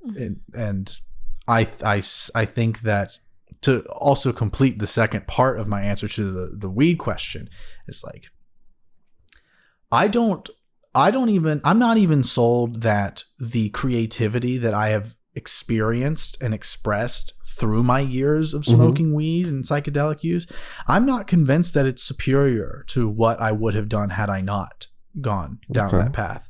I'm actually pretty convinced that it makes my work more like what other people are doing. It dulls the uniqueness of who I really am. And that's what I think a lot about these substances do. They just make you more like other people. They dampen the uniqueness of the self. And I am pretty convinced at this point that I don't think it does me any good to convince myself that I fucked up and have lost many years. I went down a path, but I'm pretty like my intuition really is that like I'm going to do much better things when I commit to this sort of extreme level of monk-like sobriety. Is that how I describe it? Because I don't like using the word straight edge because I don't feel like I think it's something a little bit more than straight edge. And I think it has different reasoning behind it. And you're not listening to the straight edge bands, dude. You gotta listen. That's a whole other thing that comes with it. You gotta get that. You gotta get tattoos. I'm not part of the culture. You gotta listen to the hardcore bands and get the tats, man. Yeah, but I think it is something about like foregoing a lot of these cheap and easy but very satisfying pleasures, making the ultimate sacrifices, making massive sacrifices, and having faith that there is something worthwhile. Because, you know, as the ego works, we can certainly focus on very intently and see all the things that we're going to lose, but we cannot really see what we're going to gain. And it's the intuition and the faith that's telling me what I'm going to gain from this, even though I can't really see it. I have a pretty intense intuitive faith that it's going to be something very worthwhile. I just got to physically commit, and I got to stop going back on the idea. Right. Yeah. I have faith in you, Cameron. I mean, once you do that, imagine what you can do afterwards. You know, it's probably just going to be, I mean, it's just part of the human experience is going back and forth and finding that when you can overcome those things. I mean, what you can do after that is going to be, you know, incredible. It's like the first step. It's like, can you do this first? Yeah. Okay. And then when you're done, what's next? Yeah. So I guess I got to do weed next since I did alcohol, right? One thing at a time. I don't know if alcohol was like your easy baby step, you know. And then weed's going to be hard, yeah. In the faith of it being December 31st when we're recording this, and it being January 22nd when it's released, I'm going to make a definitive claim that is going to live eternally into the world that people can check in with me. and absolutely scrutinize me if I go back on this. From this day forward, I will not consume caffeine, marijuana, alcohol. I will not masturbate. And as far as diet goes, diet's a little tricky because I might learn some information later on that has me adjust the diet. But as far as an animal-based diet goes, where I can only eat whole foods that are centered around ruminant, red meat, salt being the only seasoning, fruits, and of course, animal products like dairy and eggs, bone broth. I'm not going to cheat on this diet. Whatever my dietary guidelines are, I'm not going to cheat on it. And I'm not going to do some sort of finessing of the moving the goalpost around. I'm going to be... Okay, so you're not... Yeah, because that's what I did when I started back drinking. Yeah. I was like, I'm only going to drink on weekends. Yeah. It's only going to be beer, then liquor crept in. Then like Friday nights I started, then other nights, so I'm just... Yeah. Are you going to commit to anything? Oh, I'm not making that decision. Yeah, what's your New Year's resolutions? I never make them. See, like, I remember it's time to start, Jimmy. The day I decide... I just have to do it on my own time when it feels right. No. Because I mean, when I decided to stop drinking, it was August 29th. No more sodies, right? Well, that was part of my grieving. So I had so that whole thing, we had moved to Asheville, didn't know anybody. So two of my cousins, just to let you know, have passed from suicide. Okay. And one of them was like my older brother. And then exactly a year later, around a year later, his little brother did the same. Jesus.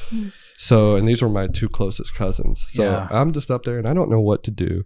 And soda's always been one of my bad things. I know it. And it's just something that's stupid. And it was like, I had just gotten addicted to TikTok.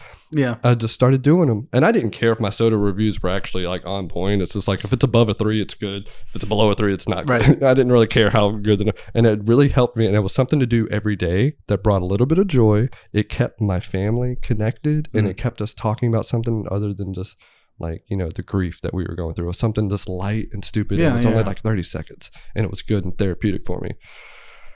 Then I started interviewing with Mountain Dew and they didn't hire me and I got butthurt. So I stopped doing my stuff as much, but I was really interviewing with Mountain Dew.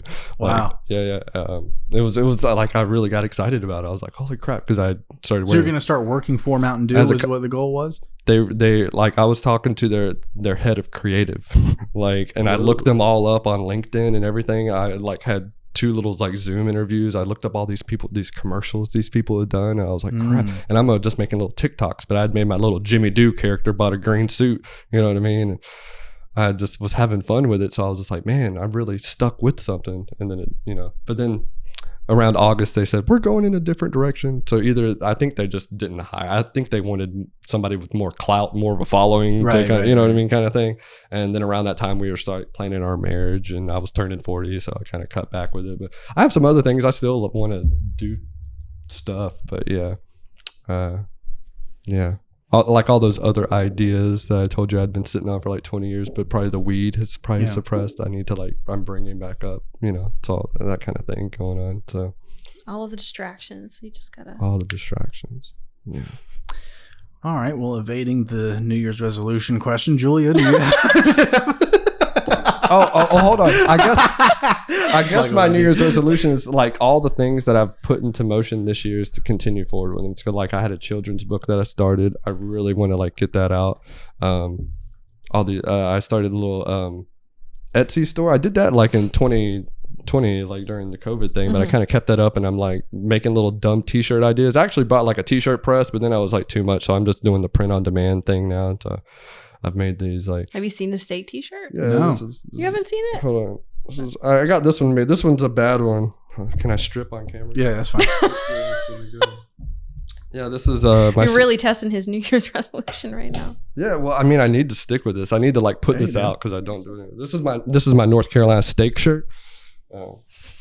Okay. I love that, dude. Everybody kind of loves it. This is kind of a defective wear that. one. We've made jokes about maybe Cameron should wear this t-shirt and then take a nice big bite of a raw steak. So wait, did you just make that one for you, or are you selling these? No, you can go just to my Etsy store and just order it in whatever color you want. You can get hoodies made. I had one of my old coworkers that I worked with back in 2008 because she remembered me and a guy that worked at a music store. we just started yelling state at each other. And because he had a friend that went to North Carolina State, and he bought this Mohawk hat one day, and we were like closing down the mall, and we just started, and then people thought we were saying steak. So we were like, yeah, we're saying steak. And then steak became like our greeting. We'd be like, steak. What's that? I love that, dude. And then I was like, we gotta get dude, I love that shirt. I love the pink. I love the steak. I love the North Carolina. I love everything about it. We got to get steak shirts made. So then in 2008, I got one of my graphic design friends to make this for me, and we just had a couple made. And then whenever I'd wear, I actually wore one on stage at Nut Street one day, and people were coming up to me afterwards, and I was like, so I was like, I need to throw this online where people can get it. And I've done. So I've tried to make little TikTok commercials or whatever, you know, and just. TikTok doesn't like that though. Yeah. Oh yeah, they don't like you promote. They don't like it when you promote yourself. Go to his fucking Etsy store and get one of these shirts. I'm definitely going to as soon as I get some money flowing in. And then I made some stupid. I made some fake Beavis and Butthead shirts that said "Fart Knocker," and so like I'm just starting to get all my ideas that I write down. I'm starting to like put them out there, and it's easier for me to just, instead of actually physically making the shirt, just to put it out there. So if people want the shirt, somebody else can print it and do that kind of thing, And then my little children's book, I had this idea, but have you heard of Chat GPT? Yeah, I actually just fucked around with it. It's wild. So like I came out and I read my story to her, and she's like, "You finished it?" And I was like, "No, Chat GPT finished it." She was like, "That was good." It was really good. Wow. So if you ever hear about a children's story about butterflies that make their own butter, and then they work with the bees to make honey butter, it's about working with different species coming together and make a better thing. So. Wow. Yeah, all these stoned ideas that you know what I'm saying. So I'm like you. I need to put those into action. So a little bit more to do that. Balance kind of stuff. out your creativity. But that has been, that's been kind of like my what I've been telling Julie. I really want to like focus on is like I proved to myself. I think I went back to school later in life and got that degree because it felt like I was something I was supposed to do. Like being an only child, like make my parents happy, made me feel good. But then once I got at UNCW, I was like, this is just a money grab. This is a fucking racket. They're just robbing everybody. But now that I've started, I got to finish, get that expensive sheet of paper. And now I've got, the corporate job. I've done all those things. Now I can focus on those stupid things, the things that really bring the passion out of me and stuff. So. And then I think once I do this a little bit more and like the children stuff, then I'll get more confident with the music thing more. So, all that stuff. So that's why when I look at somebody like you, I'm like, Cameron's doing all the things. And he's like really pushing himself, and he's got that element in him to really like go for it too. So I've always admired that part about you. And that's why I've always supported every little thing you do. So like, when I'm always like touching base with you, like what's up, or reaching out to you, or like, when like I wanted one of your like albums and one of your t-shirts, you like met me somewhere to give them to me. Yeah. Things like that. So, I'm going to give you the two most recent CDs. Sweet. Yeah. Sweet. Not the Cameronas. Those were older ones. The two most recent ones I have are I Don't Feel Well, I Need Attention, and the Bad Boy album. Oh, okay. Yeah. That's a good one. Okay. What stuff? Thanks. Yeah. Okay. So your New Year's resolution is to implement some productivity. I need to. We got to check in with me. I implore you to. Yeah, we'll do a 6-month check-in. We'll have to come down here because we have to come to Wilmington during the summer to come to the beach, right? Yeah, I'm coming back then.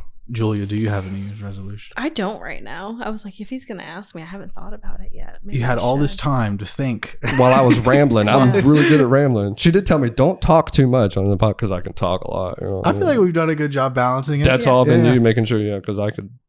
So thank you for that. But no, I apologize. I don't have one. I'm gonna have to think about it. That's okay. We can sit in silence. While you think about it, I have another question for you. You go for it. I trust your opinion on stuff. So, like, what's some movies that I need that you think I need to watch? Something that's just like, because I like the creative. I like things with the weird camera angles. So I like all that. So let me give you a basis of why I'm saying that. I know we both love True Detective season 1. We've talked about that before. I've tried to get her to watch it. It's too dark. She would not like it. She doesn't like any violence. So, but True Detective season 1 is incredible. It's some of the most incredible television ever. It's great. I'm extremely sensitive. It's so great. It's so great. It is, but it is. I mean, it's stomach churningly dark. Yeah. But didn't you hate season 2 so much? God, I didn't hate the other seasons, but I certainly agree that the season 1 is by far the best. I definitely, but I did not. I actually like season 2. I like that things like are unresolved and didn't turn out good. Okay. Well, I like that sometimes too. They lost. They just lost in season 2, and I liked that. But I don't know. I did only watch it once when it first aired. It could be a thing that I watched again and realized, oh, this is garbage. I just was blind. Riding the high. You were riding the high of season 1. That's why. Potentially. But I don't know. I didn't hate it. Because like I'm finding like so that the movie I liked the most recently was the Everything Everywhere All at Once. I enjoyed that. God, I love that. Mm-hmm. It's just like all the things that you think existing, all the parallel timelines. I love the fact that the worst version of herself was the worst version of herself was the main character on her worst timeline, was the one that had to save the day, so to speak. And then like her main enemy was like her daughter, stuff like that, and then just all the humor, like the long fingers, like it had all the was such a creative movie, moved so fast too, just kept me. Yeah, I mean, dude, honestly, it's embarrassing as like a ex-film student or whatever. I'm really not a go-to guy for movies. I as I say many times, I love David Lynch. So like, I don't know. Have you watched much of his stuff? If I'm watching some of his stuff, sometimes I don't know I'm watching his stuff at times, and I feel like there's no way you can watch his stuff. I was about to say, I don't know that it's him. I'm like, this has a certain mood or an atmosphere, and then you'll be like, oh, it's David Lynch. Yeah. So and the only thing I really can think of is like Twin Peaks. That's the only thing that's like drawn, that's coming to my mind that I'm familiar with, but I'm not even that familiar with it. Like I definitely recommend. I mean, like his top movies, I recommend Lost Highway, and I recommend Blue Velvet, the one that was filmed in Wilmington in the 80s. Okay. 80s. And then Mulholland Drive is an excellent movie. I think I've seen that one. It's possible you have it. I mean, it's something that like I feel like some British magazine, like a big one, like maybe BBC magazine or something, like 100-something film critics like all agreed Mulholland Drive is the best movie of the century. It's really an incredible piece of cinema. I never remember movies. That's my thing. I'll remember like who produced what album, who played drums on it. But when it comes to movies, I just remember whether I liked it. Yeah. Like if you were to ask me what happens in True Detective, I'm just like, I don't remember. I just remember loving it. And there being one scene that was like cut that felt like it was 20 minutes long, but was one shot that was one continuous shot that felt great. So yes, and of course the newest season of Twin Peaks, the one he did for Showtime, season 3, it's incredible. Now on a not a non artsy fartsy thing, complete other direction. Have you watched Mike Tyson Mysteries? Like the cartoon? Yeah. It's one of my favorites. Okay. I got into it like 2 years ago or something. Just blazed to it. That stuff's like 10 years old. Of course it is. Okay. I'm just making sure we're on the. Yeah. Of course it is. But I love it. Yeah. Mike Tyson's it came to my head, dude. He's a great character. Like just watching the evolution of somebody. I'm afraid of confrontation. Oh, I forgot my wallet. Dude, the number of times in that show that their problems could be solved because Mike Tyson, the multimillionaire, could just like pay their way out of it. And he goes, oh, I forgot my wallet at home. Dude, I fucking love that show. I'm about to watch that. It's been so long. I forgot that was like a recurring kind of joke in it and stuff. I loved all that Adult Swim stuff. Yeah. I missed Adult Swim cartoons. Yeah, it might be a thing I have to marinate on because not a lot of things are coming to it. But I know there's been some things that are more recent that I would recommend. They're just like brain dead right now. What about new music? Anything new music wise fun other than yourself? I wouldn't even recommend. Well, because see, I'm finally getting to that age where I really like hate new stuff. A band from Wilmington called He Is Legend just put out a new album. I really like that. Like all other white guys, I really like the Turnstile album that came out last year. Yeah. But I mean, like, I'm just... Yeah, I don't think there's been much, like, albums that have come out. And I'm not, like, a hip-hop guy, and I think you're mainly hip-hop, kind of, really. My taste has really, like, dissipated in terms of, like, I got my interest, like, kind of everywhere. And the way I take in music now, it is more of just, like... I'll be introduced to a new song I've never heard before, and I'll just save it in my Spotify playlist because I like it. And then sometimes like I'll hear an old song that is like almost like a sort of nostalgia reaction to it. Like it's something from the early 2000s sort of pop mainstream rap radio or whatever that I'm like, ooh, no diggity. I remember that one. Yeah. I'll put that on my playlist. So it's like, that's what my playlist currently is like. It's an amalgamation of like genuine new stuff. Like I just discovered a track called Ashley Schaefer BMW. And I can't remember the fucking name of the group, but it's just an instrumental track. But I really like the sound of it. It's a good grooving little instrumental. Do they do anything from Eastbound and Nope. Down? Okay. Nope. It's just called Ashley Schaefer BMW. Okay. Yep. Well, fun. That's fine. New Year's resolution. Yeah. I don't have We gave you so much time. I rambled. I know. I did. It's okay. She doesn't have to have one, but you should decide on one. I'm leaving it open. We're leaving it open. Your New Year's resolution should be to come up with a New Year's resolution for 2024. Yeah. 2023. Well, for 24, because you give know it you a have whole yeah. Yeah, I guess I can make You have that. a whole year to That'd be come a up with thing. a good resolution. Yeah. I think you have to strike when the iron's hot. There'll be a time where it's time to make a resolution. No, it doesn't have to be Julia. New Year. You keep striking the iron until you make it hot, and then I you know. do it. That's one of my life philosophies that I don't live by. Yeah.